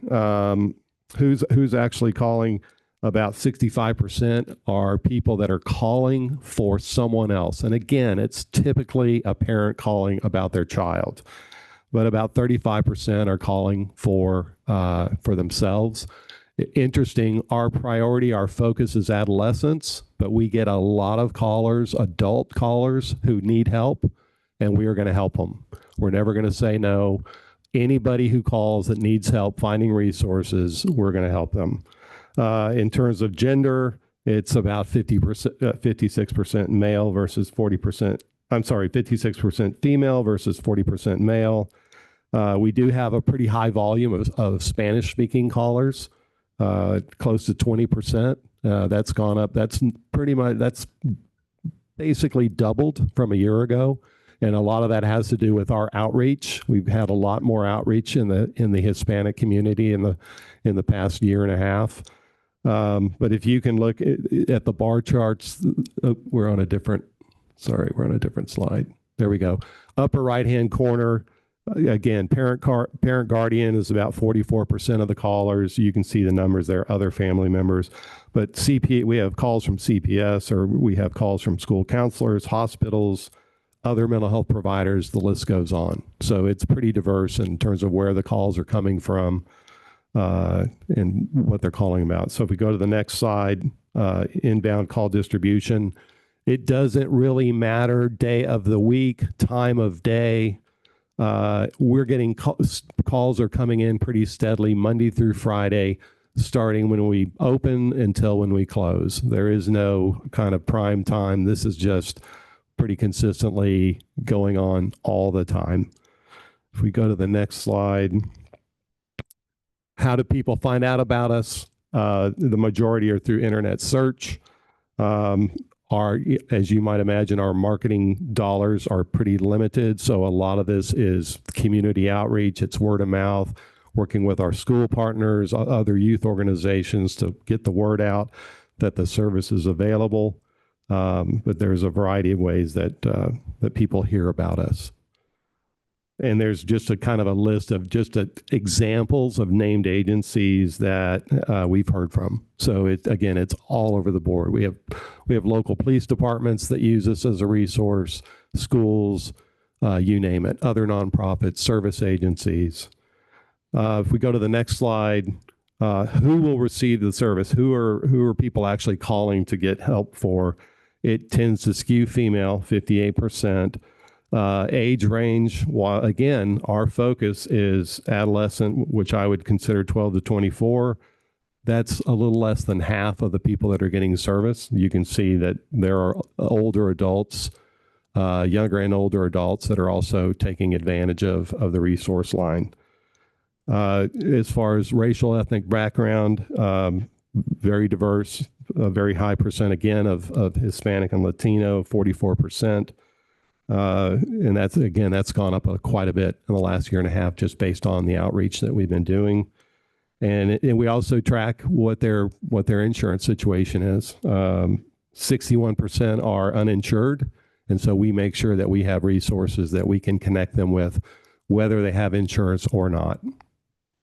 And we get a lot of people that might have insurance, but they still may not be able to afford. And we work with a lot of our partners to figure out, are there opportunities to provide discounted services here and there when it's appropriate. Outcomes. Next slide. If you look at that first left pie chart, that shows the number of times we actually speak to someone when we call them, which is about 37%, so a little more than a third. Because we don't always get somebody the first time we call them, but we often get callbacks from them, or we try them again. And in most cases, in about 62% of the cases, we're getting dialogue. We're getting dialogue back and forth, which is really important from our perspective, because the more we can talk to them and understand the situation, the more we can help. Ultimately, the outcomes, the bar chart at the bottom, 89% have reported that they're feeling better about the situation. 63% actually went on and contacted resources, which we consider to be a really good number. It's very easy to reach out for information, and it's very easy to ask for help, but to actually take the next step and actually go and make an appointment and then go to the appointment, especially for a family. Imagine a family who's dealing with this for the first time with a child. Taking that step and acknowledging that we really have a problem is a very difficult thing. So a part of what we're doing in this process is we're kind of holding their hand and letting them know this is a journey, and we're taking them on the journey and just providing reassurance and help along the way, that things are going to be okay, but you need to go through the process. And so we feel like we've gotten a lot of people that are maybe reluctant, but they go ahead and they go through with it.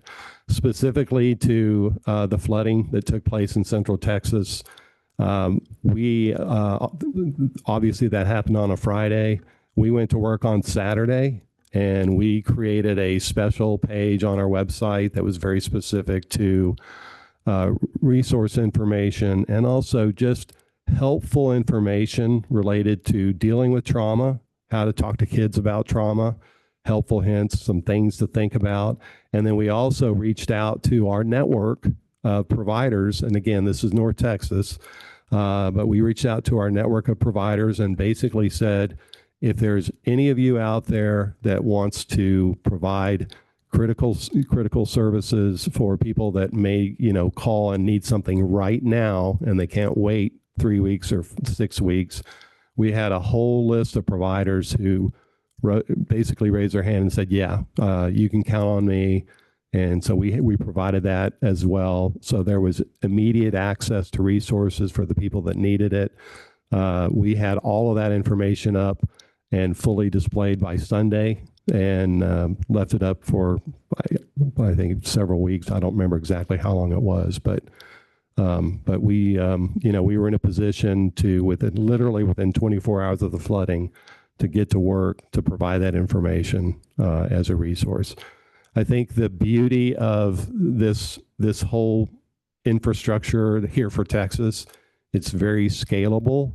If you were to ask me what would our aspiration be, it would be that this could be ultimately become a statewide resource, because as it exists today, all it requires is someone to go in. If someone from Houston went in tomorrow and put in a profile, then if someone in Houston was looking, that would populate.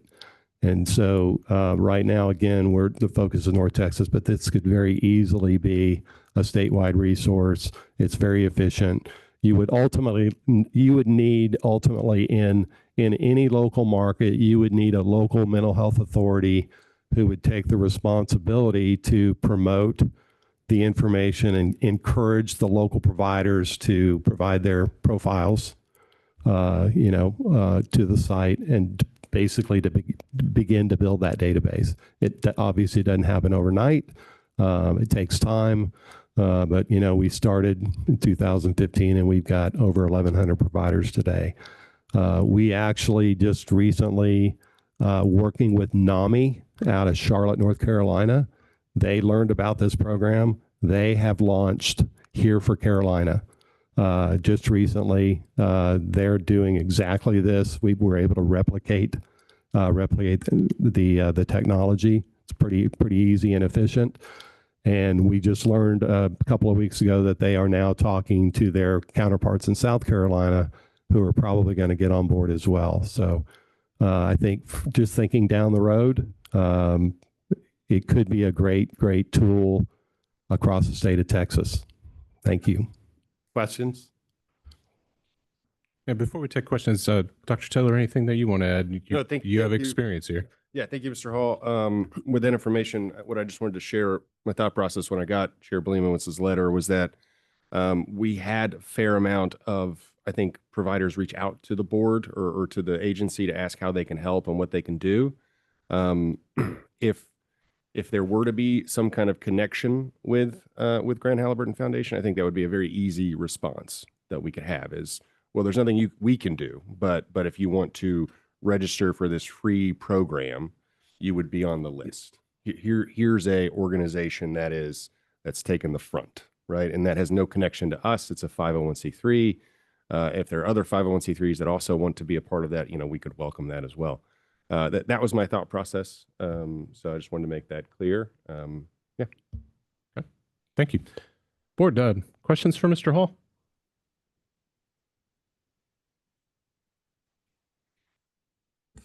I don't have any questions, but I will make a comment. I have been quite aware of the Grant Halliburton Foundation for more than a decade and all the work they're doing. And so just want to give accolades where they're due. Appreciate all the work you're doing to, eliminate the stigma of mental health and identify resources and connect people with resources. It's very thanks, admirable. Janie.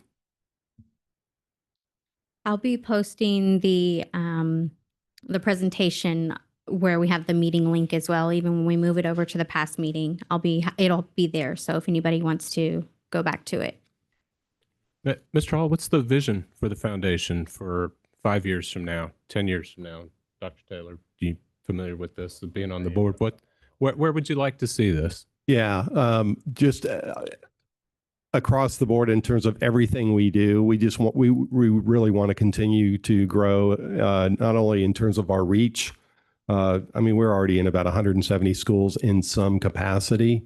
Some are very extensive, some are pretty, basic presentations, but we want to continue to build that reach. And really more important than that is just really increase our impact. And what we're learning every day is that our ability to have real impact is critically dependent on collaborating with other organizations. We're doing a lot of work. We collaborate very closely with NAMI, with Mental Health America, UT Dallas Center for Brain Health. There's a lot of organizations in Dallas that we're partnering in a variety of ways. And I think that is the most critical thing, is just getting more of us to recognize in the mental health space that we're only as good as the collection of all the expertise that's around us. If we try and go it alone, we're probably not going to do very well. So that's a big focus for us, is finding ways to partner with other organizations so we can continue to grow that impact. As far as the navigation line, I would love for at some point in the future for this to be a statewide resource. We've looked at a lot of different ways that people work to connect, their constituents with, with mental health resources. We humbly believe this is the best system that we've seen by far. I've had conversations with a few markets and leadership, mental health leadership in a few markets. And I think everybody has sort of their thing, their idea that they hold close. And ultimately it's just getting them to just be open to the idea, maybe there's another way, maybe there's a better way. The infrastructure is built, it's here. It can go as far as we can get our partners across the state to embrace it. And how do counselors become part of your network? Yeah, I mean, it's very simple. They just have to go to the site, and there's a place for counselors to basically plug in their profile. There's no cost. It's easy. If occasionally we get folks that need a little help, they can call us. We'll walk them through it on the phone. But that's really it. And we do.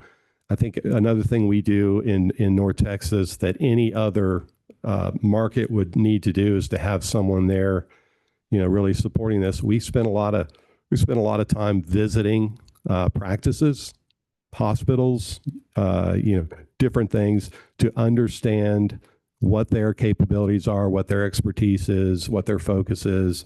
So our team is out all the time meeting with mental health professionals to get closer to what they have to offer, so that when we're providing options, we want to know what we're talking about, and occasionally you'll get bad reports that might come across more than a couple of times. And so we're very aware of that.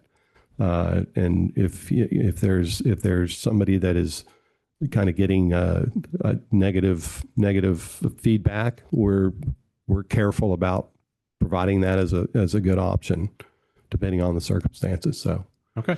Yeah. Mr. Chair. Yes. I just have a quick question. Mr. Hall, does your organization, do y'all put on any kind of continuing education programs for mental health providers to teach them about the crisis techniques that you guys use, and then use it as a way as kind of a recruitment pitch as well? Yeah, we don't provide any continuing education for mental health providers. We do a lot of work with youth. We do a lot of work with school leadership, teachers, counselors in that capacity. But providers that might be on our website, we haven't gone down that path. But here's where I'm going. Have you ever discussed that? Because if that would be a good inroad to recruitment, and that's what this agency, we set the continuing education requirements. We do programs that we're not a primary CE provider by any means, but we do put on presentations, and it's very easy for us to reach our own population. I'm just saying there's an opportunity maybe for a partnership there. Absolutely. Yeah. And I will say, on a small scale, we do have one conference every year. It's called When Life Hands You Teenagers. True. But it is our audience, a lot of school teachers, counselors. We do get a lot of mental health professionals. We get parents. We get about 400 people every year. That's North Texas. But, maybe there's a thought of taking that idea and expanding on that. Yeah. Houston, El Paso, we go everywhere. Yeah. So anyway, Corey, you had a question? Thank you, Mr. Chair. Thank you, Mr. Hall. I echo your sentiments, and I'd love to see this as a statewide resource. I'm curious though, do you have people now from Austin, from Houston, from El Paso that do reach out to your program? And if so, do Do you have resources that you can point them to if they're not in North Texas? Yeah, we occasionally, not common, but occasionally we will get calls from different parts of Texas. We've gotten a few from outside of Texas. And while we don't have those resources immediately in our hands, we will take the time to connect with, we'll find a way to connect with somebody. If let's say it's Houston, we'll find somebody in Houston that we have a relationship with in some capacity and start there and say, we're looking for this. Can you help us? Who do you know that can help us? So we'll do the work, even if it's outside of our service area. And I'll give you a quick example of what happened just probably about a month ago. We had a crisis call. We're not a crisis line, but we still get crisis calls occasionally. We had a crisis call from a lady in Missouri City, Texas, outside of Houston, and she was suicidal. She was in a tub. She had her hair dryer, and she was ready to go. And somehow, she got a hold of us, and so we had one of our navigators, or actually one of our staff, on the phone with her. We had somebody else calling 911 in the area, and we were able, while we had her on the phone, we were able to get emergency services to her while we were talking to her, and she was very receptive to that. We just said, let's just continue to have a conversation while help is on the way. That's very unusual, but it does happen, and when it does happen, we're going to figure out one way or another how to find resources. And it's, you have to be licensed to be added, correct? Yes. And it includes not only LPCs, but also social work, LMFT, and psychology? Sure, hospitals. So anybody under BHEG? Is that? Okay. Okay. Well, Mr. Hall, first, thank you for traveling down this morning and joining us today and being a little flexible on the schedule. We appreciate that. Yeah, well, and thank you. Please relay our thanks for your efforts following, again, the tragic events in the Hill Country and the quick response from the foundation. Thank you for that. Yep. All right. Okay. Appreciate it. Thanks. Feel free to stick around if you'd like. I just might. Board, moving ahead, item 9 is our decision on a board member to serve as the vice chair of the LPC board for the upcoming year. Dr. Taylor has served in this role for currently, and he's done an incredible job. I view him sort of just my first go-to when I have a question about something. I reach out to Chris, and I get the professional opinion. He is not only a fellow board member, but what is our term? We're a friend plus. So yeah. Chris is now a friend plus. Almost buddies. That's a long-winded saying, a way of saying that Chris has done a fantastic job. If he would like to serve in the role again, I have the utmost confidence that he'd continue doing a great job. So, Dr. Taylor, are you interested in continuing to serve as vice chair? I am happy to continue to serve. I am grateful and humbled to be able to do so. Thank you. Okay. That being said, we do have the opportunity to make a motion that any board member serve as vice chair. I move that we reelect Dr. Taylor. Second.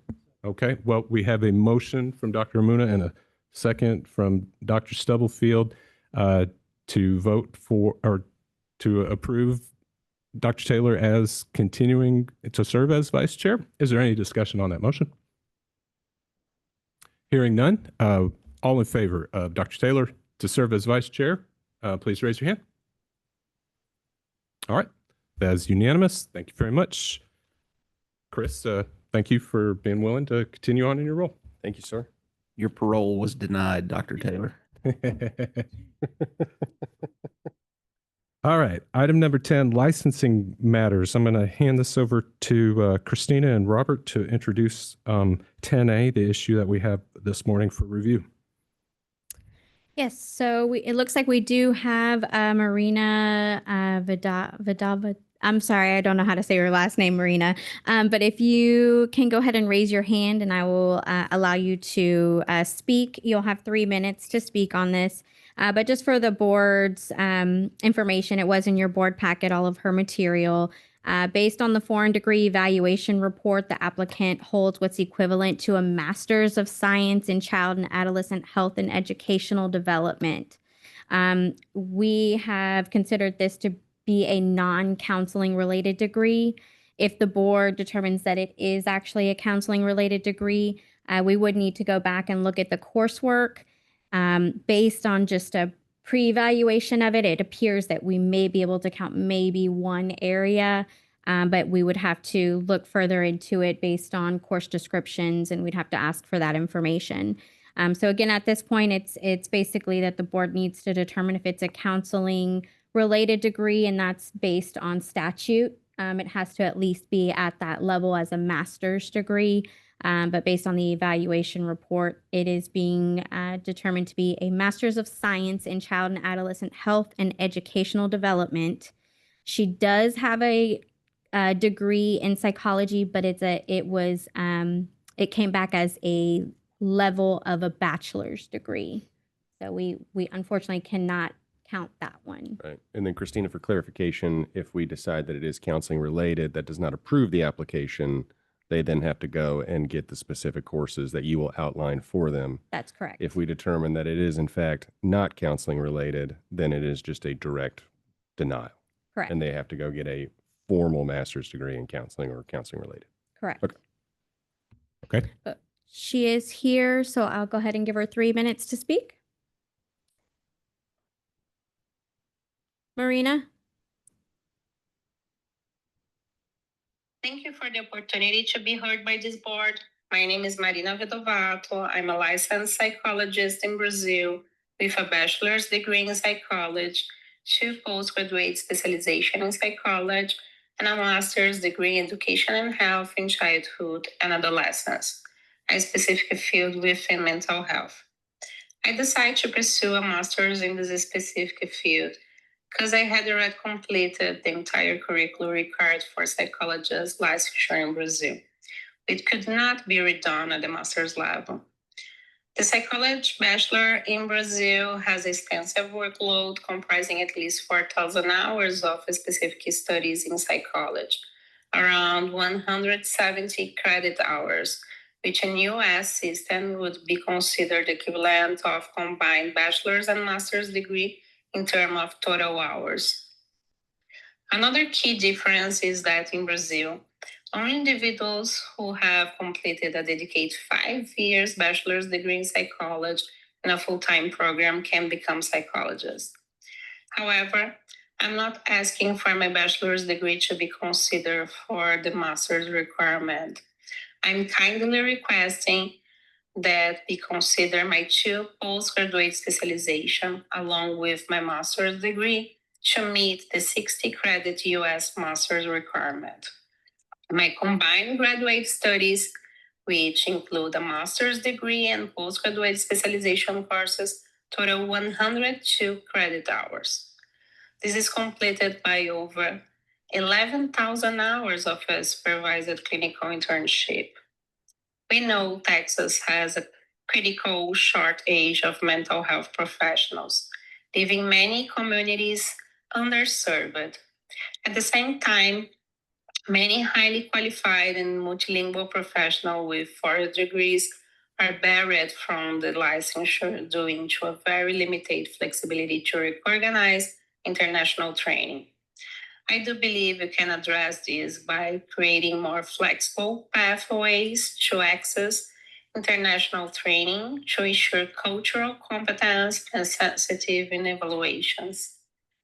This will allow us to integrate these qualified professionals into the system and directly expand access to care for the underserved community that need it most.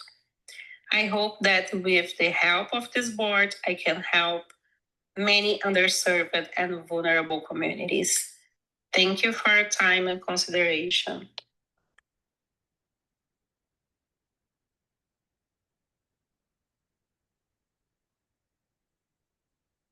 Board, some questions for the applicant while we have her here. So I'm going to try on your name.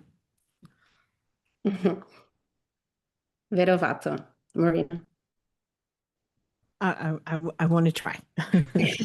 Miss Vidovato? Did I get close? Yeah, that's correct. Yeah, that's Okay. fine. May I ask, because this is a counseling license, but it seems like your education is all in psychology. Did you pursue the psychology license or consider that? Actually, in Brazil, we don't have counselor professionals. We have psychology and mental health fields. So to be a psychologist here in US, I should have doctorate degree. So I'm applying for a counselor. Okay. Because they're two different disciplines. And so, Dr. Muna, you're shaking your head. Yeah, I was just going to echo your sentiment. When I was looking through the transcript, it is extensive. There's a lot of information, and it actually seems conducive to a psychological associate. And I don't know if you kind of reviewed that here, but we have something called a psychological associate, not in our board, but a lot of your credentials and training looks like it would align a little bit closer with psychological associate versus psychologist-ish compared to the counseling stuff. And kind of like my colleague, I didn't know if you had considered that. I think the issue, Dr. Amuna, is that the way our education system works and the way Brazil's education system works is that her academic work in psychology would be like getting a bachelor's degree in psychology here, which is great, but does not qualify her to be an LPA or a licensed psychologist.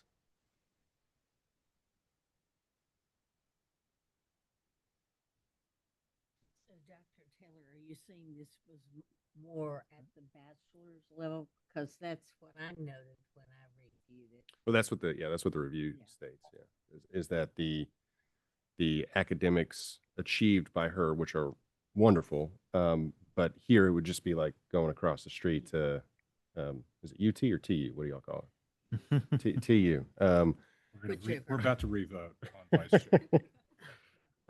And completing your 4-year bachelor's degree there. Brazil then allows you to get licensed as a psychologist, is my understanding of how their licensing system works. We've seen this as well in Colombia, and I think Romania as well, all work very similarly in that capacity. And also, I saw correspondence that said it's more of a registry board versus a licensure. And I could be incorrect with that. And so that kind of had some issue for me as well, to be registered versus to be licensed. Yeah, I mean, in our United States, we like to have these licenses, but other countries, they often do registrations or they do state sponsor programs or certificates. So I mean, when we look at comparing a Texas license to a license from Illinois, it's almost like a different language. I mean, this is literally a different language. It's very difficult. And so we have these this body that reviews these transcripts, and that's their recommendations. They're saying when we look into the actual coursework and we look into the actual requirements of how that institution is structured, if they did that here, all things being equal, they'd walk out with a bachelor's degree in psychology and a master's in this education. And just to bring that full circle, that is really the key question for the board. We do rely on these foreign degree evaluations, and so for the purpose of her application, she does hold a master's degree. That is, we're not questioning that, but it is identified as child and adolescent health and education. And so the question really is, not looking at the bachelor's degree and not looking at the post master's certificates, that all could come into play later. The first question that has to be answered is, does she hold a master's in a field that you would consider to be counseling or counseling related? And historically, the board has not viewed education degrees as counseling related degrees. The focus is different. We certainly recognize, though, this one is a little different, and so it's really up to the board to decide if it's counseling related. Robert, has staff identified a degree within our system, our education system, that would mirror this degree? Is that even possible? I mean, it's probably not even possible. Yeah, I don't know the answer to that question. I'm just So, kind of trying to wrap my head around Masters of Education? What would you do with a Master's of Science in Child and Adolescent Health and Education? Would that be like would you go work in like policy? Would you go work in Teacher? You go be a teacher? Yeah. For elementary school, high school, and stuff. Yeah.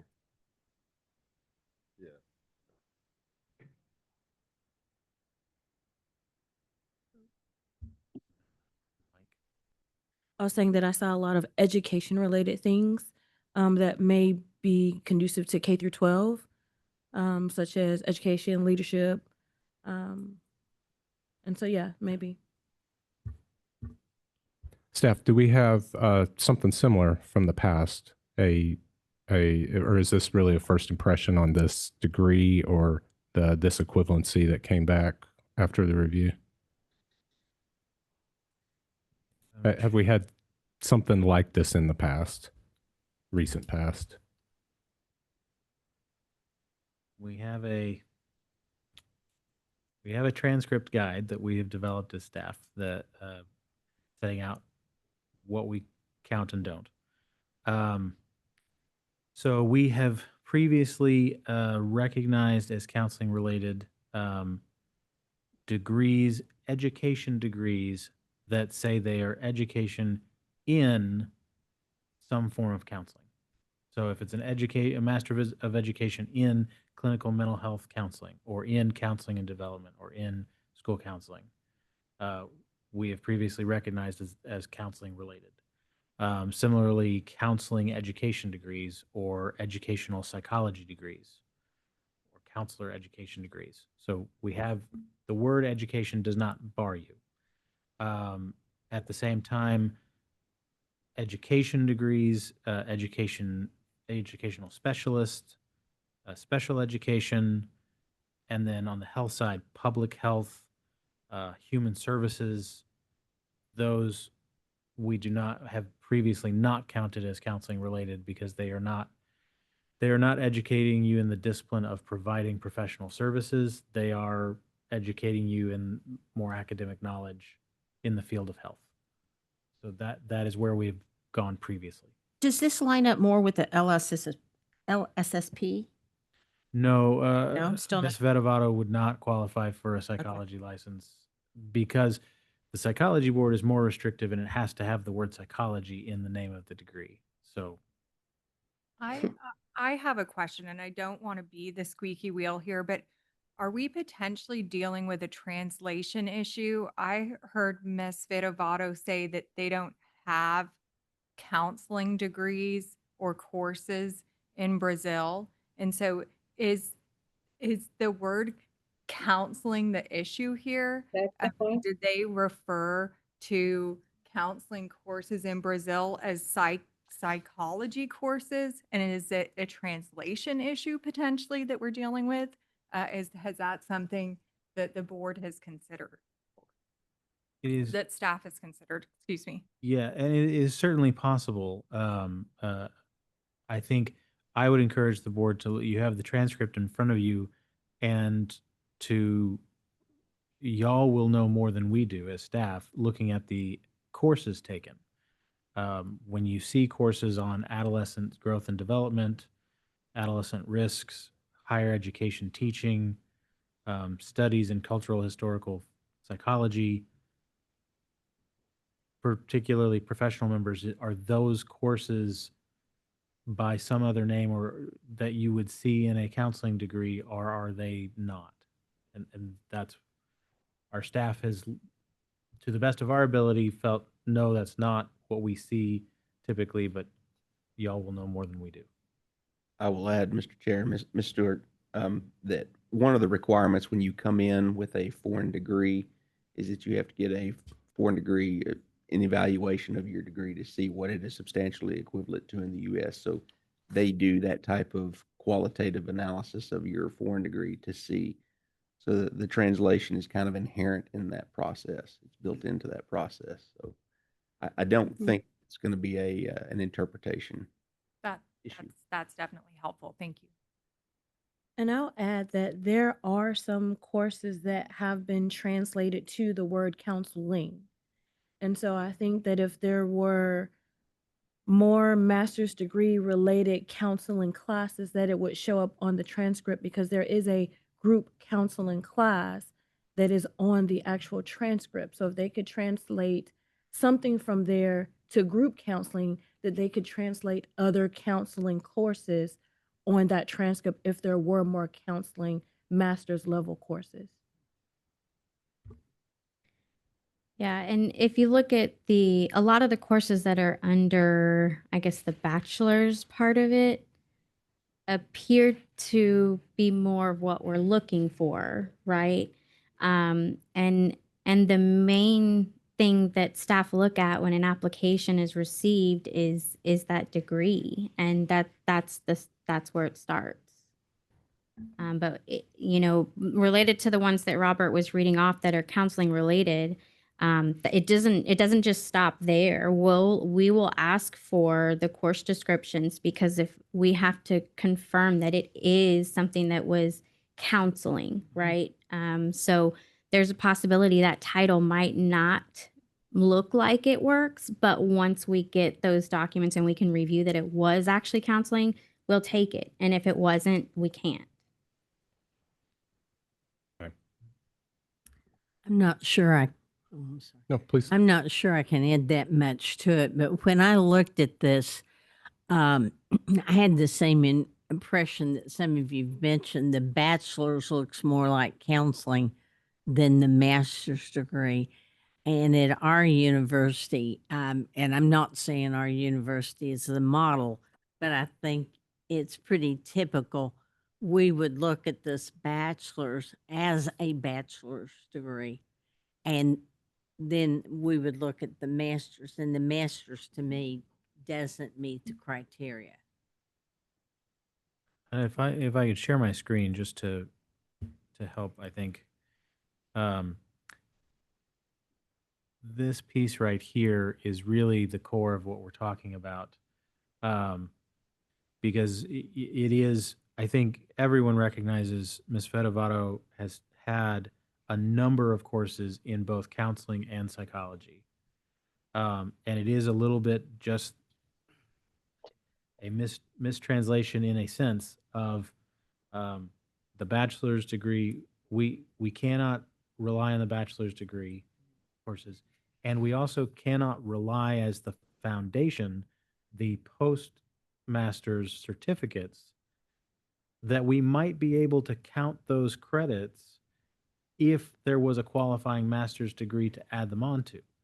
But they are not master's degrees and therefore can't be the foundational degree that she's bringing in, which I certainly recognize has got to be frustrating for Ms. Fedovato. But this, what you see on your screen is the master's degree that is foreign equivalent, and therefore it has to be the foundational degree that we evaluate whether or not it's a counseling related degree.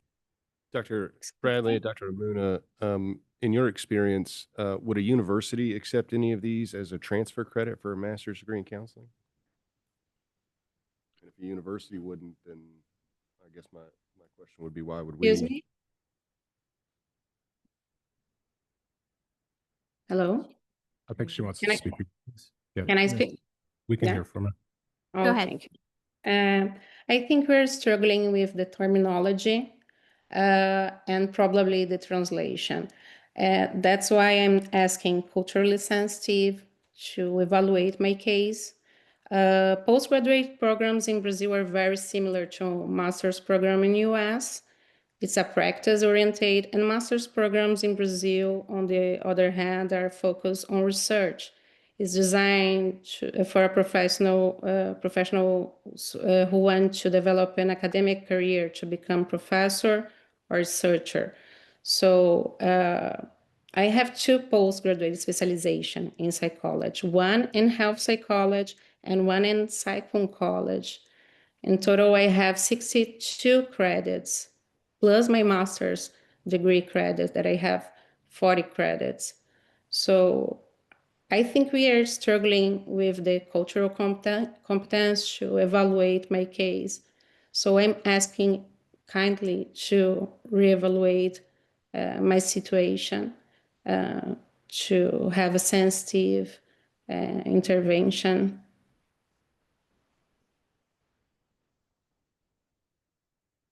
Board, any other further questions for the applicant? Okay. I view it as I view it as we have 3 options that we can decide on today. The option 1 is we just declare that this is a counseling related degree and accept it. I don't think that there's a lot of appetite for that level of approval based on our discussion. Next is sort of the alternative evaluation, to where we send this back to staff for further investigation, to basically a deep dive into each of the specific courses to see if they can get additional information for us on whether this would be a counseling related degree. But then the third option is that we deny this application and rule that in our determination it is not a counseling related degree. So I view it as those 3 options. Does anyone see something other than those 3? No? Robert. Mr. Chair, I just might add that if your preference is the second option of sending it back, I think what we would probably do is ask Ms. Vedovato to go and get a second foreign degree evaluation to see if a different evaluator would view those post bachelor's certificates as a master's program, because that's certainly not something that we would know. But these foreign degree evaluation services sometimes have different opinions, and so just know we would ask for that. What's the cost associated with that for her? Right. To pay, Just depends. Okay. Okay.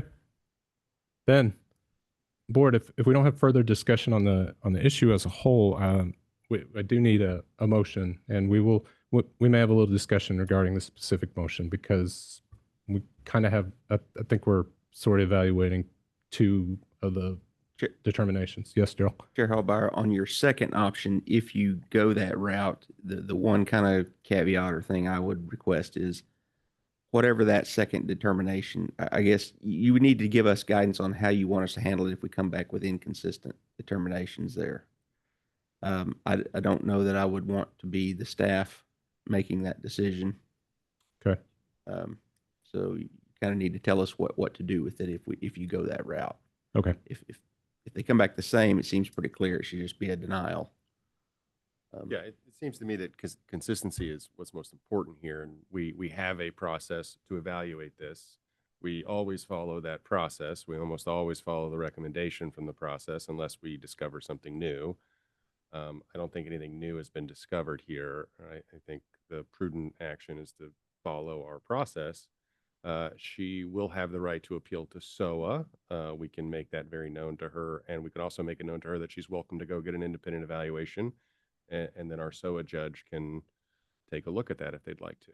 I think that to me sounds like the most prudent path forward, to ensure standards and make sure that we're not approving somebody that doesn't have a license or is not educated properly to our standards, and then also not to set precedents for future issues that will arise. I understand that these are complex, but we do have this process in place to review them, and I think it's prudent that we do that.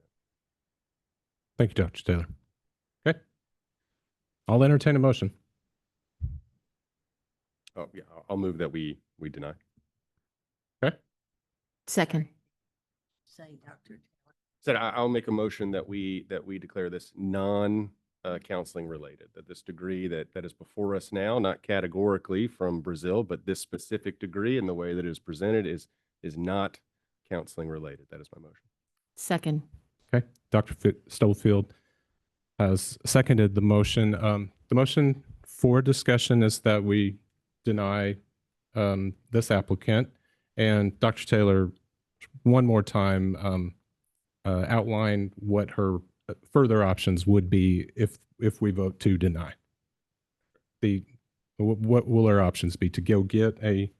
She would have at that point two options. If she wants to be a licensed professional counselor in the state of Texas, she could then go and get a master's degree in counseling of her choosing. That is up to U.S. standards. She could appeal to SOA, the State Office of Administrative Hearing, and she could also then at that point get a secondary evaluation if she wanted as well. She could also hire an attorney to help her navigate the process. Those are all options I think available to her. Okay. That is the motion on the table. Board, any further discussion? Public members, this is often when I take a look at this discussion and question, does this seem right? Why do we do it this way? Are y'all clear on that? What staff reviews, what the decision that we're making today? Any questions, or does it seem right? It's pretty clear in your head what's required what's required for licensure in the state, and why we have concerns about this one. Yes, Mr. Chair. I think it's very clear that Ms. Vedovado is a very well credentialed individual, but those credentials don't necessarily fit the statutory requirements that we have in place for the board. So that's pretty spot on. Yeah. And I just want to echo, I asked my question because it's something she mentioned in her statement. You provided the clarification that the translation was done by a third party and was a requirement under the rules. I agree with Dr. Taylor. I think kicking it back could result in a big, huge mess if there are inconsistent evaluations done after this point. And SOA is a great opportunity for a third party to make a decision if Ms. Vedovado decides to take that option. Yeah. Okay. At this time, we will vote. Please raise your right hand to signify your vote. All in favor of denying the applicant's appeal. Please raise your right hand. Okay. And that is 8-0. Okay. We will now move on to number 11, examination matters. I'm Christina? just going to let Ms. Vedado, I'll reach out to you for next steps. So thank you for being here today. Sorry. Thank you. And Ms. Vedado, please know that this is not us saying we don't want you to be a therapist in Texas. We absolutely do. We have to follow our statute, and we feel like that is the most appropriate action at this time. So thank you. And I do hope that you continue your education, and I hope to see a license one day. Okay. Christina, number 11, examination matters. Yes. Okay. So in the board's packet was the review over the jurisprudence exam responses for the last quarter. It's really just informational for you all. There's no action needed today. Overall, it seems like people do continue to like the exam, appreciate the overview. There were a couple questions that I will be going back to based on their comments and looking at again. I'm also working currently on identifying a couple questions that might need some updates, some of them related to the renewal process and the CEs. Those are just some, but also the recent rule changes or potential rule changes. So kind of marking that. And we'll be meeting with the appropriate committee to move forward with making those changes. And just for the board's reference there, if you did review some of those responses, we do have a 90 question pool, and we pull 50 of those questions. So we have a total of 90, 50 questions are pulled from that at random. And then also there was one comment about the high cost, and it always goes up, but the cost is $39 and has not changed since March of 2019. So I just wanted to give you guys that information. Also, under this agenda item under B is the annual university performance reports. That is also informational for you all, so you can see where, as I guess a whole for those individuals trying to come into Texas, where they're completing the what university they're graduating from, taking the NCE or the NCMHCE, and then the percentage pass fail rate. So that's also just informational for you all. I think this is more of a question for Daryl and the enforcement side, because there are some of these universities that have significant fail rates. And so can we parallel that with the complaints? Are those individuals coming out of those universities, not historically, but moving forward, could we look at, is there a parallel?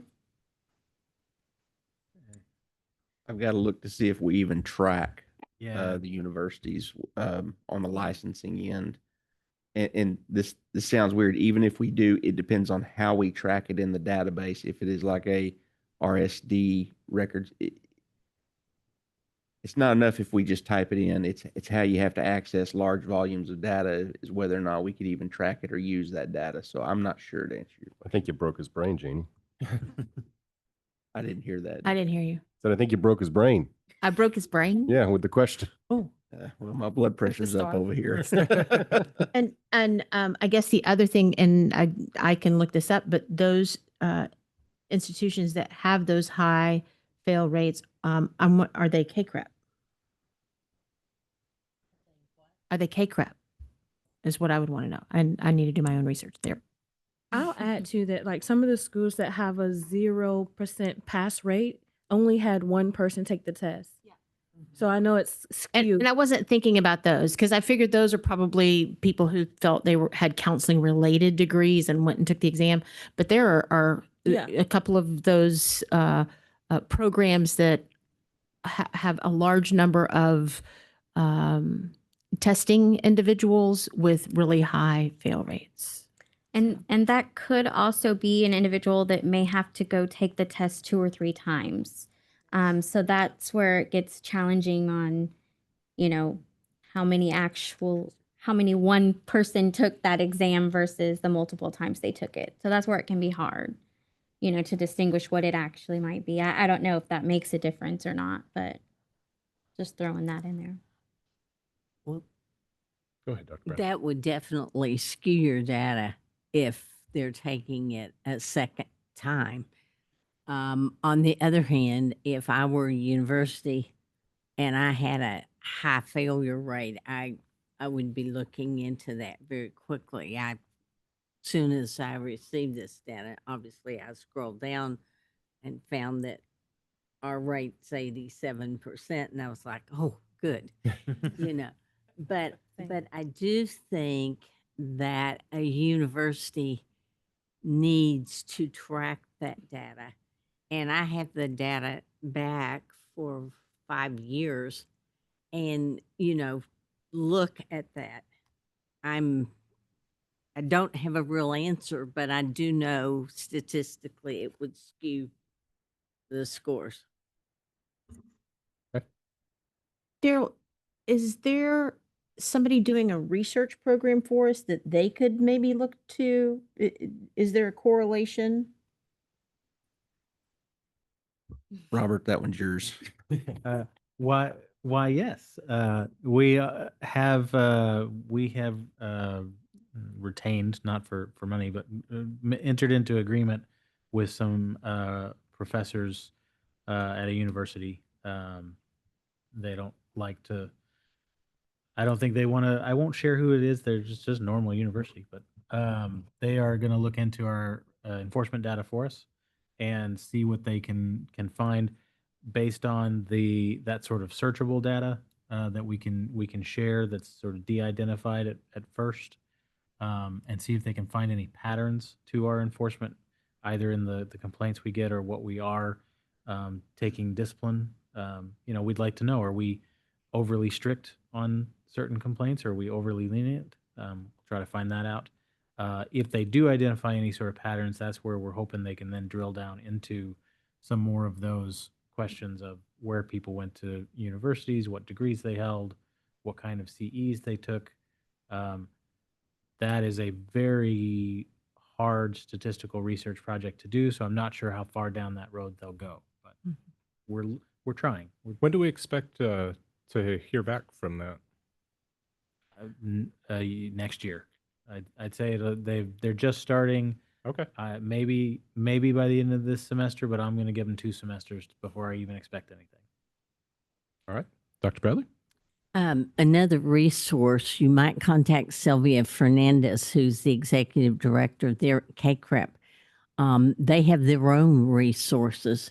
And since this is national data, I would think they would want to compare KCREP with non-KCREP. I'm speaking out of turn here. I haven't talked to her about it or anything, but this would be data very beneficial for KCREP to view.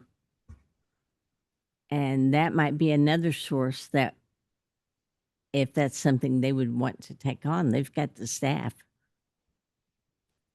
Okay. All right. Any further questions? Let's go on to number 12. We have an enforcement matter for consideration. Robert, or Patrick, kind of explain what we have before us and the decision that we need to make. Sure. So Troy French is the respondent that you have before you. It's a referral back from SOA, from the State Office of Administrative Hearings. The general summary is that Mr. French appeared to have a traumatic brain injury in a car accident. He was providing services to a client before that accident, and then after that accident, he moved in with this client and formed a friendship. And it's our understanding that he's potentially still practicing with his license.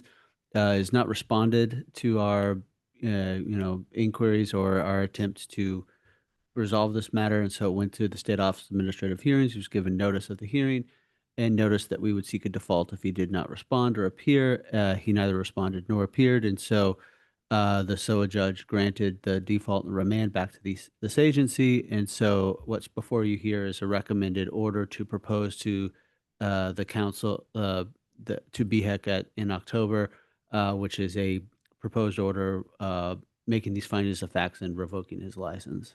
I had an ISC with him. I recall. Were you on this? Okay, well then No, that was me. Yeah. Yeah. No, I know, but I had an informal settlement conference with him. The ISC? Yeah, he did appear. Oh, he did appear. He did not appear at SOA then. He didn't at first, and then we were like, "Hey, we're moving forward." Then he had a last minute, and we met with him, and then I guess he appeal to SOA, and then he just didn't. Yeah, he never appeared at SOA. So all right, well, I will recuse. Then Dr. Taylor would need to recuse for that. Then Okay. Is he on the Zoom? Yeah, we should allow him a few minutes if he did appear. He was given notice of the meeting, so. Okay, Mr. French, if you're on the Zoom, please raise your hand.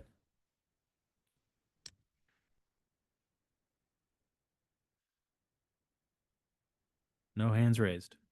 Okay. Board, we have a proposed final decision for revocation. Does anybody have any discussion or any questions regarding this specific recommendation from SOA? Okay, hearing none. I do need a motion for upholding the SOA recommendation and then sending this to BHEC in 3 weeks for a final consideration. So moved. Thank you, Dr. Stubblefield. Thank you, Dr. Bradley. Any discussion regarding the motion? Hearing none, we will take a vote at this time. And again, Dr. Taylor will be recusing himself. All in favor of upholding the SOA decision, please raise your hand. Okay, and that is 7-0 with Dr. Taylor's recusing. Thank you. Item 13 is rulemaking. We have 2 different groups for consideration today. Robert, please let us know where, take that first group and where that stands. Those are up for adoption today. Absolutely. So the board previously proposed amendments to Rule 681.91 on associate licenses and 681.93 on supervisor requirements. We did receive some public comments to those rule proposals that were in your packet. as well as public comments today at the meeting. I'll take 68191 first. The clarifications, the changes that we made there, some typos and things, but basically clarifying the language around an LPC associate needing to have that associate license in order to earn hours toward their LPC license, but that they can own and operate a private practice while under supervision, which has been allowed, but just making sure we have clearer language about that. Making sure it's clear that when changing a supervisor or adding a supervisor, the LPC associate must inform the board by completing a supervisory agreement form. Adding requirements that if a associate receives a complaint against them, that they need to inform their supervisors of that complaint, because a supervisor may be liable themselves for that conduct, or at the very least ought to be instrumental in teaching the supervisee what not to do next time. The other change that was the subject of most of the public comments you received, including today, was about adding a requirement that if an LPC associate receives a remediation plan, that associate should share that remediation with any other supervisors. The way it is currently worded is with any other current or future supervisors, as well as documentation regarding completion of the remediation. I will note the comments that we got raised a perfectly valid point that the board may want to consider, which is, does that phrasing of the successful completion of the plan suggest that someone who had a remediation plan, it's done, they are happy, the supervisor's happy, and then they go on to another supervisor, must they really provide that documentation of the remediation and successful completion to that new supervisor? Or is that carrying sort of a disciplinary tone to the remediation plan in the future? I can certainly see arguments on both sides that taking that information of your history and your experience to your new supervisor is good for the supervisor to know and to understand where you're coming from. I can also see that there can be a prejudicial view of, I'm trying to work with this new supervisor, and the first thing I tell them is, I got reprimanded by having this remediation plan, but don't worry, I finished it successfully. I can see both sides of that argument, and so I think that is a point up for the board's discussion and consideration. Okay. The board has the option of recommending adopting this proposed rule as it was proposed, or if there's any particular phrasing you want to eliminate, you could vote to do that. If you tried to amend any of the language, then we're probably going to have to repost the rule. You couldn't adopt it now. But that really, what I just described, is the only substantive comment about the changes. That's an interesting point that was brought up. Professional members, what's your thoughts on that? Especially those that are supervisors. Robert, is a remediation plan protected information? Is it confidential? The remediation plan itself is not something that is shared with the board typically, unless there is some sort of disciplinary complaint, in which case the complaint file is made confidential. When a supervisor and a supervisee are working with each other and have that plan, they're private individuals. They're not subject to the Open Records Act at all. So in that sense, yes, no, they're not obligated to give it out to anybody who asks. The only reasons it would ever come to us would be under privileged reasons. So, but it's also not covered under HIPAA or any other federal No. privacy standard. Right? No, I don't think. Only if they included client or patient information in it, right? Then it could. You were supposed to say yes. I have have a question. Being at a university, when students aren't doing well, I have to write remediation plans within the program and so forth. Does our remediation plan, the one described here, does it have anything about minimum statements that a remediation plan should have? Like, this shall be completed by such date. These are the things. It seems to me that if there isn't that, then different supervisors, those of us sitting here, we could view a remediation plan. I'm just wondering, is there kind of a template that a remediation plan will have these minimum statements? No, and that's because I believe the origination of this idea of a remediation plan is that there's not a real singular problem to be addressed. Supervisors are going to need this for many different reasons at many different points for many different people. And in fact, really the only reason the board requires this plan is for the supervisor's benefit, essentially, because the problem we were facing is at the end of the supervised experience. Supervisors might come to us and say, I have some real concerns about this person moving forward as a fully licensed LPC. But at that point, they have completed all of the requirements to become an LPC and have gone through the full supervised experience. And so we told supervisors, if you have a problem, if you're concerned, you need to address it with that supervisee at the time it's occurring. And that may be just verbally. That may be something that you as a supervisor feel like it's a one-time issue. But if it is an ongoing thing that needs help, you need to create some sort of plan. We leave it up to you to decide what that looks like for that individual, but you need to take that step. That's where it came from. And I don't disagree with that. I think any remediation plan has to be individualized. But at the same time, how do we know, or how does the supervisor protect the public in that this was done by such and such date? So I just throw that out. I understand this is different from a university, but even at a university, it's an individualized plan.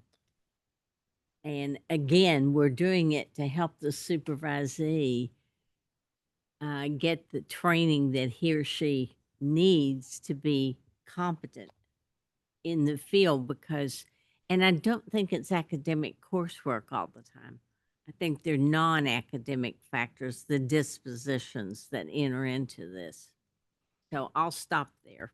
I have a question actually for Dr. Muna and Dr. Bradley.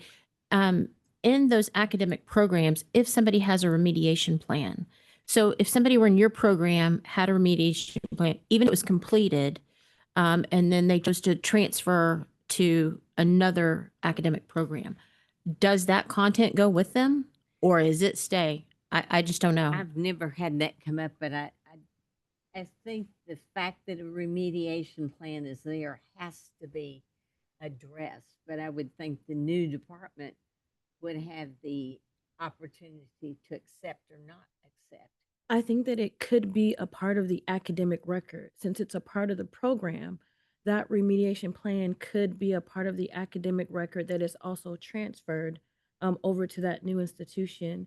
And kind of in that light, just from the perspective of protecting the public, Yes. I think that there is a benefit of knowing this person went through a rough patch, but they are better, as opposed to something egregious happens and we had all this documentation beforehand and no one knew until after the fact that these things occurred in a remediation plan 6 months or a year before. So I kind of look at it in a sense of double edged, right? Double-edged sword. If I were the client of a clinician, now clinician, who had a remediation plan and they engaged with, I'll just say, sex with clients in their program, and they went through a remediation and they're not having sex with clients anymore, they become a licensed clinician and they're having sex with clients, and it comes to the board and we find out this is something they did, My question as a client would be, why was I not told? Why did I not know? Why couldn't I find out? Why didn't somebody give me a warning? Why was there something else that could have been done? And that's very extreme. But also as a clinician, it's I made the mistake, I got better, I don't want this over my head for the rest of my life. So I can see both sides, kind of like was mentioned earlier. But to answer your question, there's a possibility that the remediation plan would travel with that student to the next program because it's a part of the educational packet.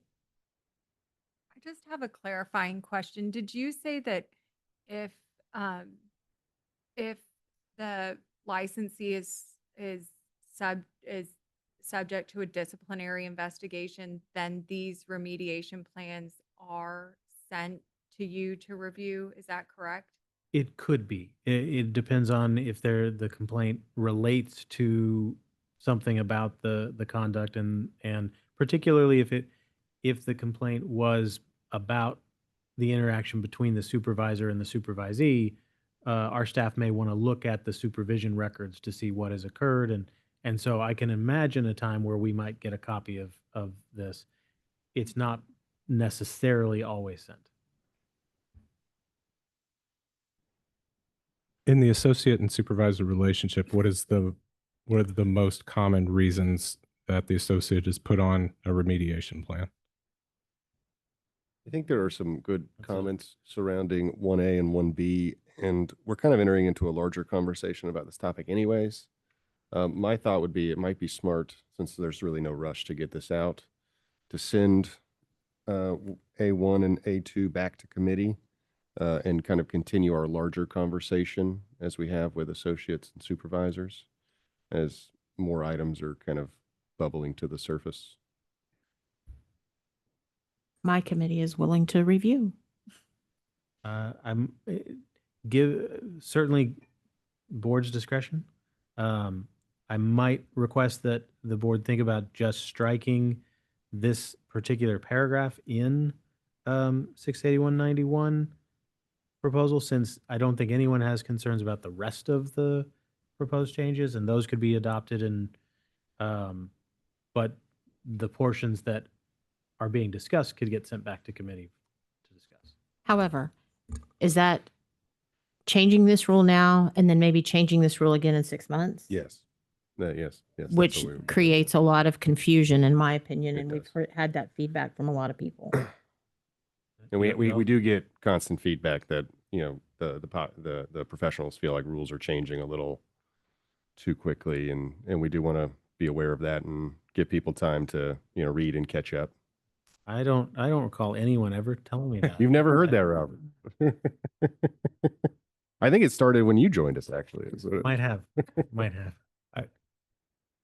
I agree with the written comment. If a remediation plan does not rise to the level of a disciplinary action, I don't think it has to be reported. I don't see it as being, do you mean reported to the next subsequent supervisor? Yeah, to the next supervisor.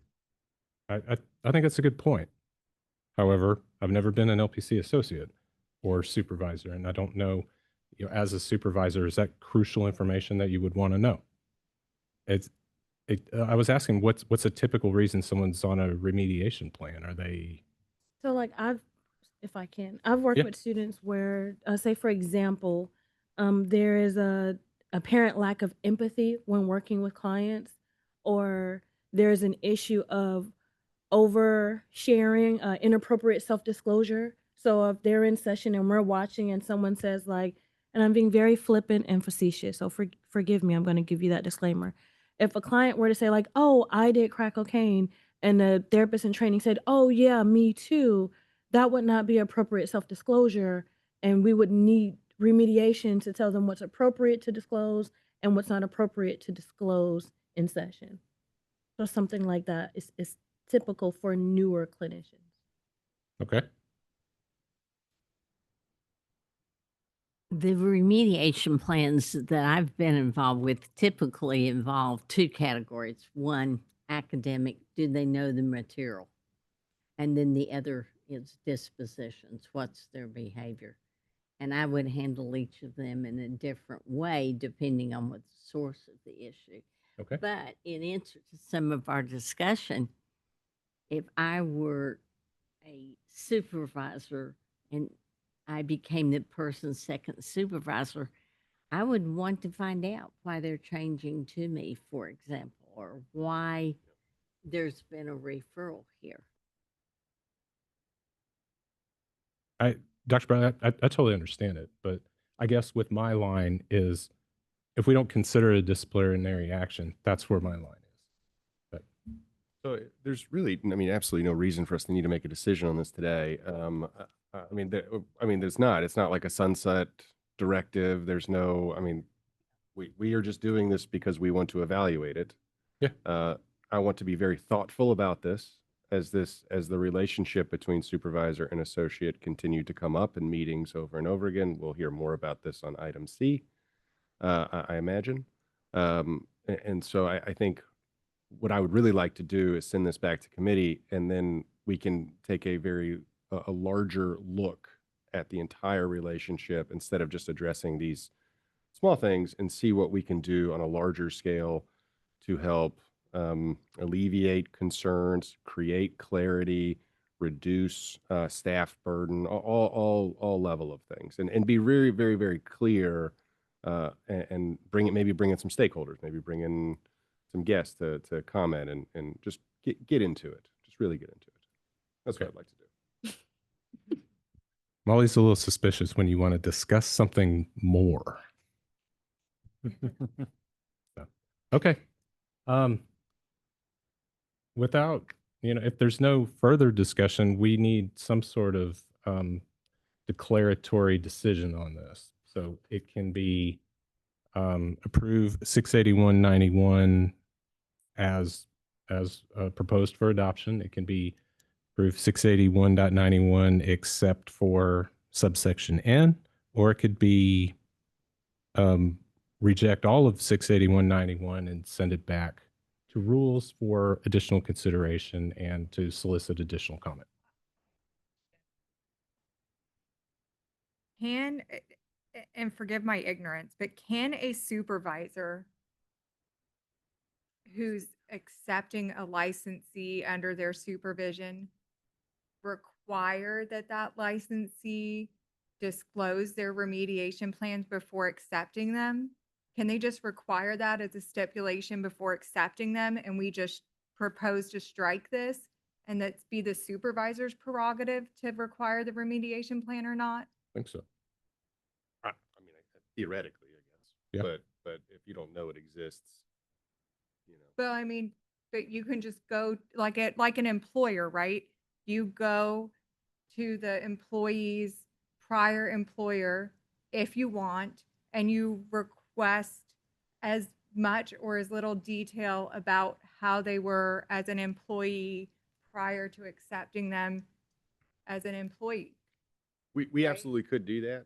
My hope is that we can again have that larger conversation. I think we have a lot of other points, and I know in 3C, I imagine we're gonna get a lot more stuff brought up in this relationship, and I would rather just take a thoughtful approach to the entire dynamic, as we have had some very, very intelligent comments made about this, rather than just pushing this rule through and then coming back 3 to 6 months and editing it more and just kind of creating more confusion. There's a lot of things we could do today. We can absolutely get this rule out today and be, yay, we got a rule out today. But I don't think it's going to get us anywhere, and I don't think it's really going to solve what the actual problems are that are building right now. And that's what I'd like to try to do. Fair enough. Mr. Chair, to that point, just for clarity for the board, the motion to do what Dr. Taylor just said would be a motion to recommend withdrawal of the rules. You would recommend to the council that it withdraw the proposed rules. Thank you, Robert. You want to make a motion? I will make a motion to withdraw A1 and A2. Okay, and we do have a second. Is there any discussion? Who's second? Thank you. Ms. Treby. Okay, any discussion on the motion to withdraw? Okay, for just for informational purposes, what does this mean in the process? Where does this get sent back to, and where will we be? Where will we be on the consideration timeline? So we will send this recommendation to the council. Council, assuming that it also agrees to withdraw the rule proposals, these proposals will then be withdrawn from the register. We as staff will bring them back to the rule committee at its next meeting and presumably have something available for the board to consider at its January meeting. Okay, Dr. Taylor, you did make a motion for A and B as well. Yeah, there's another item in A2 that's got some 1 and 2. A1 and A2. Okay, you're not. No, B I think is solid. B I think is required due to the recent law passes. Okay. The recent statute change. I think that's a different thing, and that's So A1 and 2. Correct. Okay. Oh, we need to be specific on that. Yes. Okay. So the motion is withdrawal under 13A 1 and 2, 68191 and 68193. And we did have a second, correct, Mr. Eby? Okay. Any discussion on that motion? Okay. All in favor of withdrawal of the adoption, please raise your right hands. Okay, that is 7 in favor, and I'm going to vote against it. Okay. So we will go ahead and move on to B. No. Yes, correct. 13B, the proposed amendments. Robert? Yes, thank you, Mr. Chair. The two proposed amendments you have before you, 681-53 and 681-114. As Dr. Taylor alluded to, these are statutorily required changes. The legislature in the first one added some training requirements that are required for someone to be a child custody evaluator, and we simply added that language into the existing rule. And then for the military service licensing, the legislature passed a revamp of its requirements for occupational licensing of military service members, veterans, and spouses. One of the things it did is eliminate the requirement for boards to look at whether other states have substantially equivalent licensure requirements. And so we were removing that language from the rule. If we don't pass this, we are not in compliance with state law. Correct.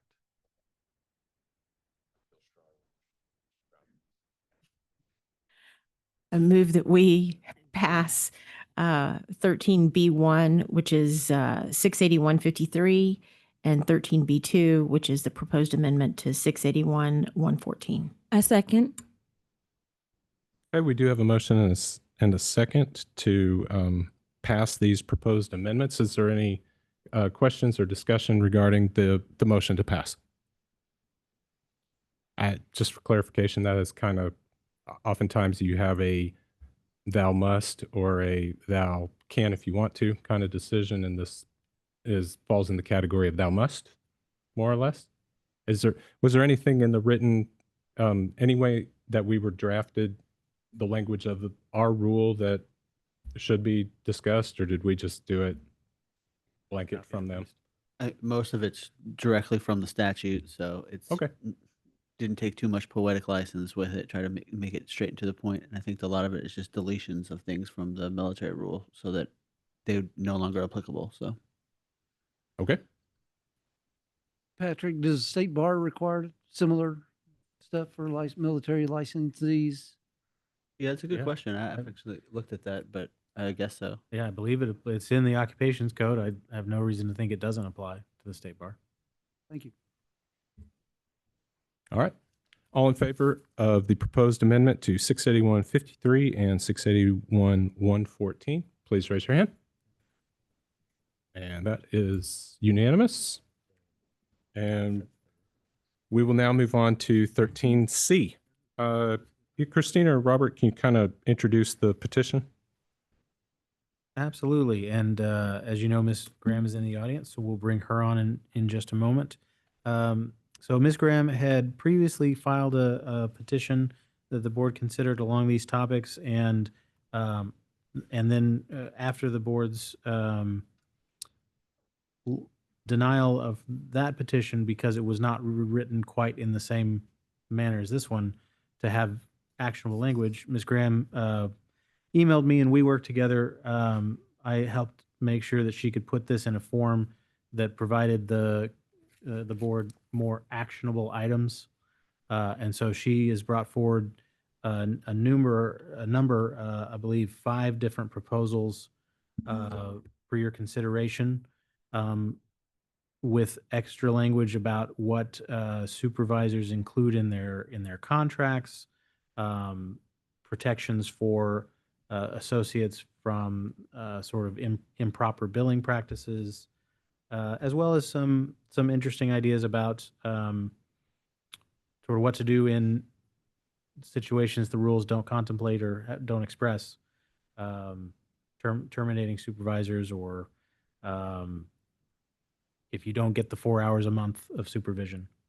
So that all 5 are before you, and you can take action on any, all, or none. Okay. Thank you, Robert.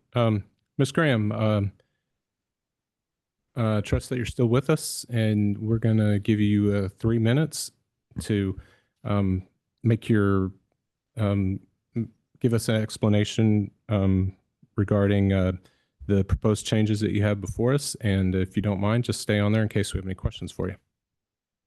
All right, thank you so much for this time. Good afternoon, everyone. My name is Lenika Graham, and I'm an LPC associate. I want to sincerely thank those who work Ms. tirelessly Graham? behind the scenes and have Sorry, Ms. ensured- Graham. Yes. Wait, I hate to interrupt you. Could you get closer to your microphone? We can't quite hear you well. I'm sorry, let me turn it up. 1 second.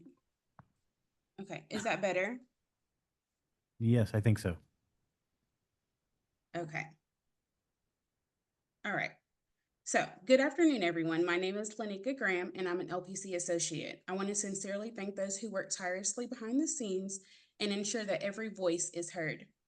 I've submitted 5 proposed amendments using new rule language to be viewed under rulemaking.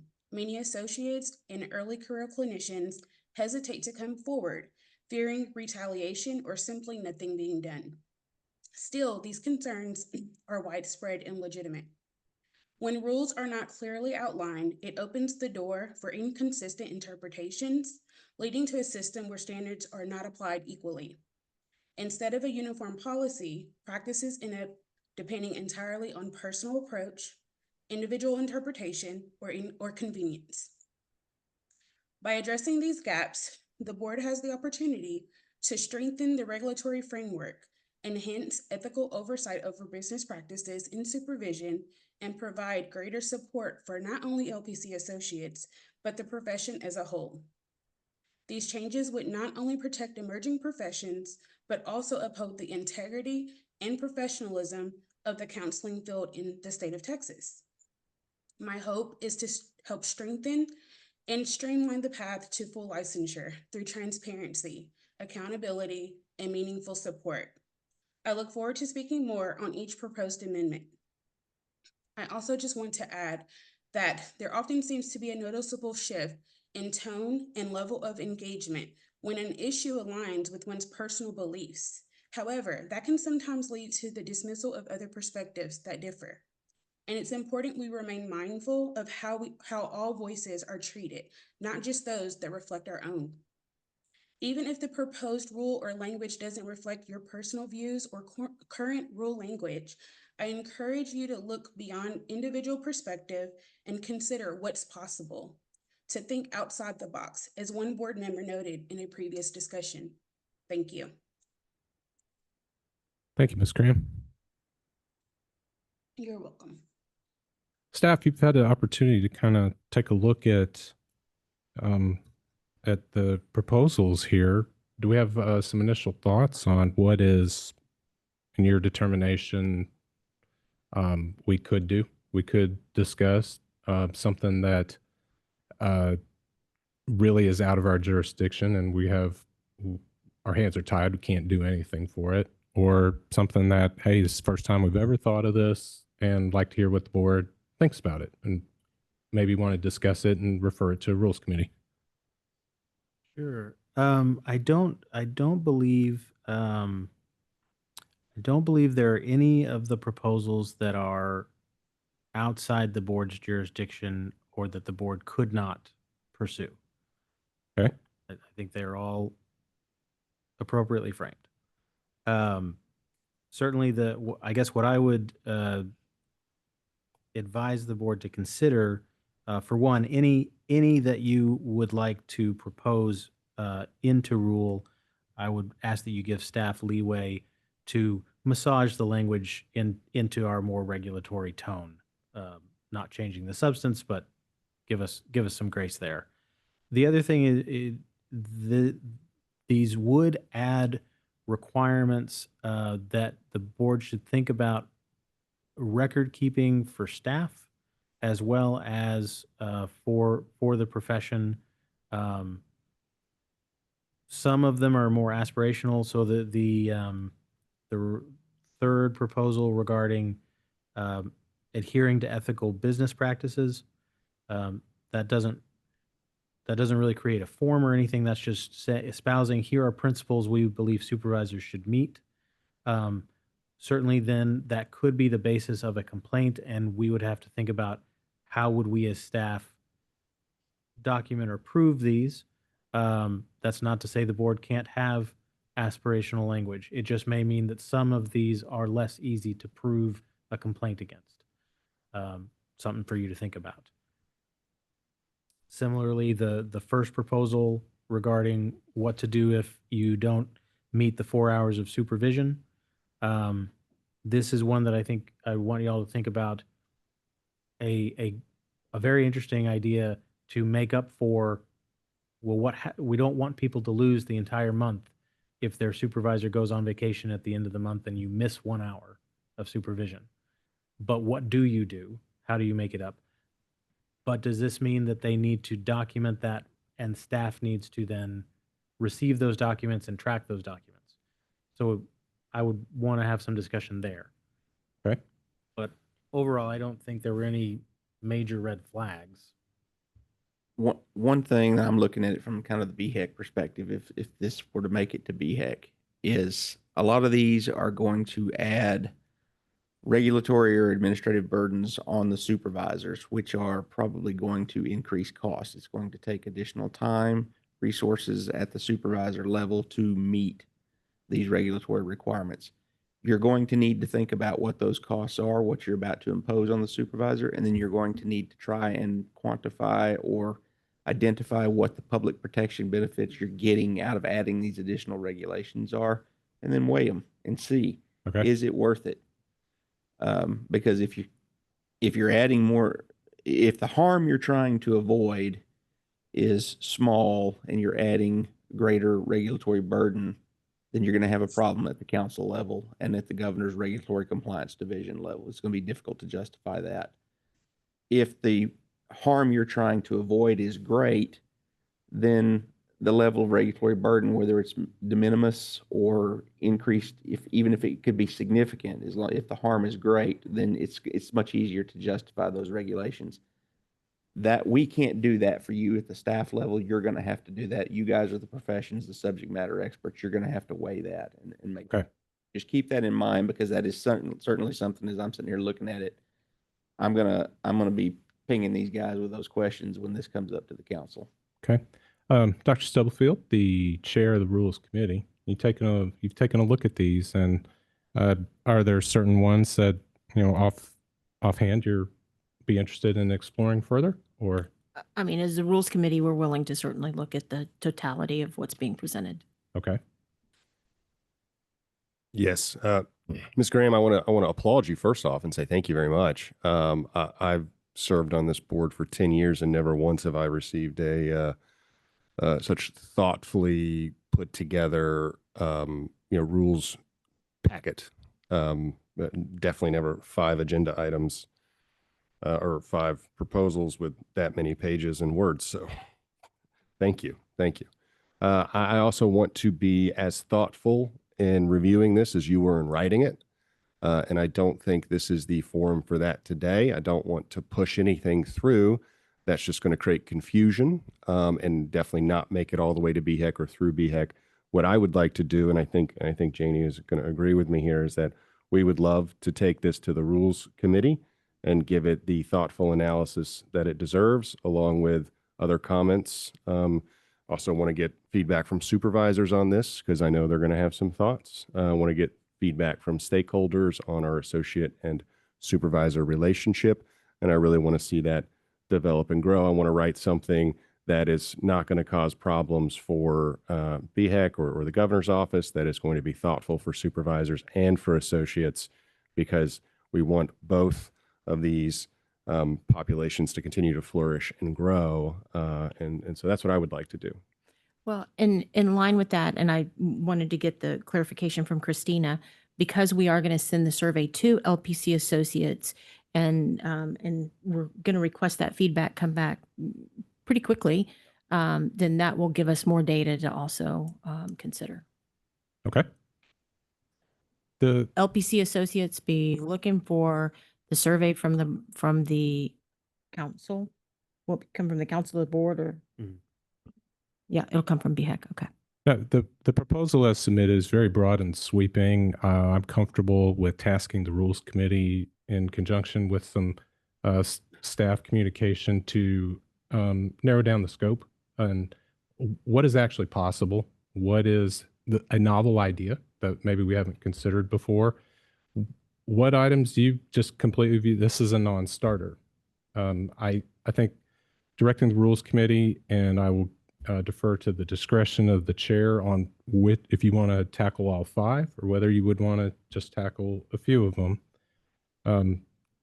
See if you can narrow it down to like specific discussion items that you think this is appropriate for the full board to discuss.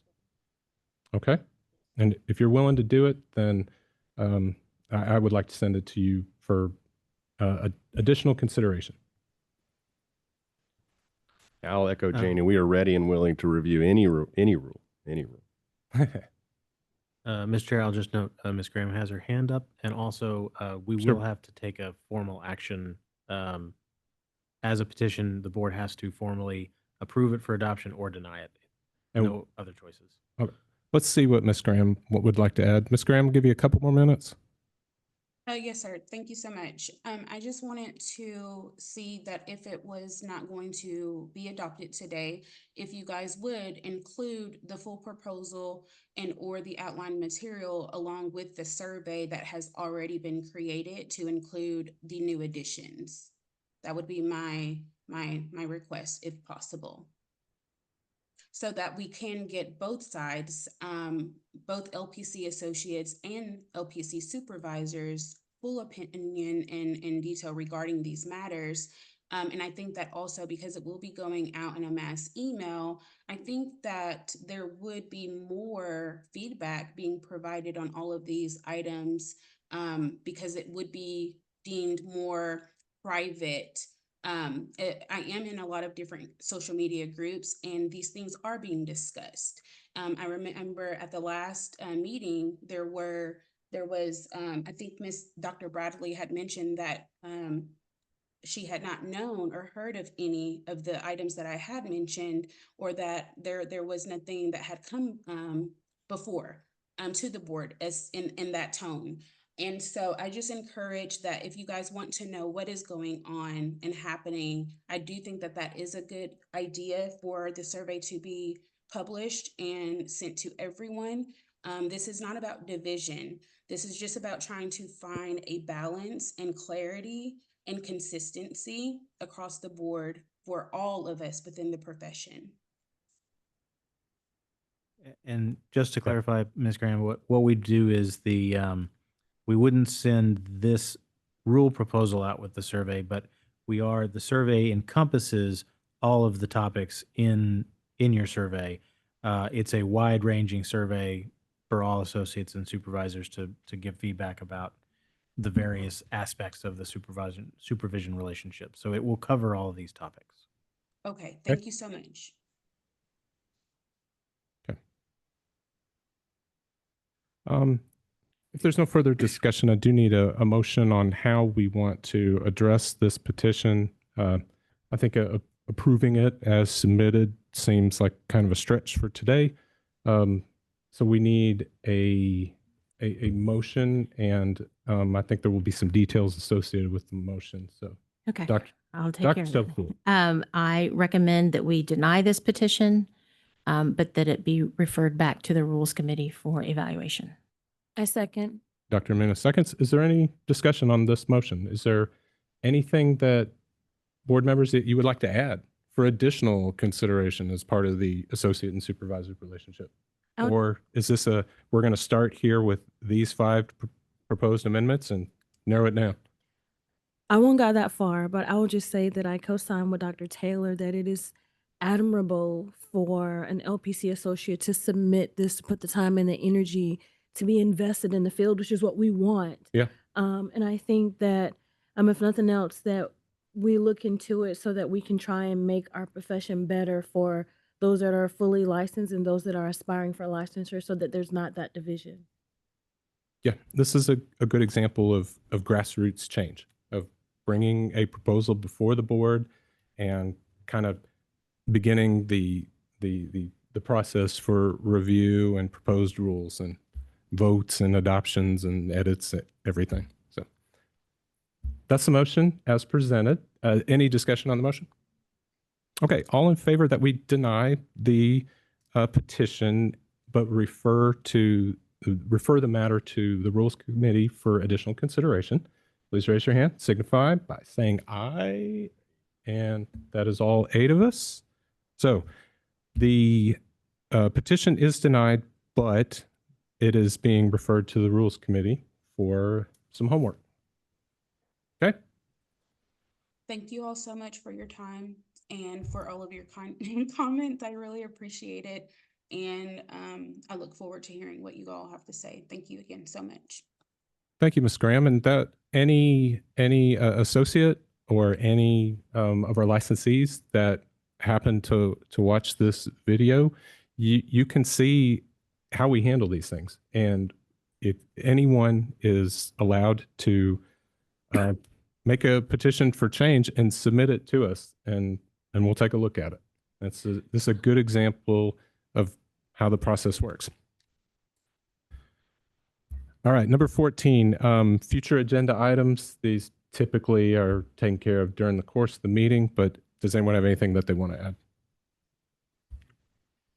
We will not meet until the end of January. I was going to say, we historically had the Council and Compact on our agenda. Do we want to add it back so we can continue to make those comments that this board is not the place that is the holdup? Maybe Dr. Amuna, I know, chaired that. If there's maybe her report. I wouldn't do it at this time. Okay. It's not a hill I'm going to die on, but I don't. Just judging how compacts were kind of received and discussed in the legislature, I think that we need to just kind of keep it in mind for the future.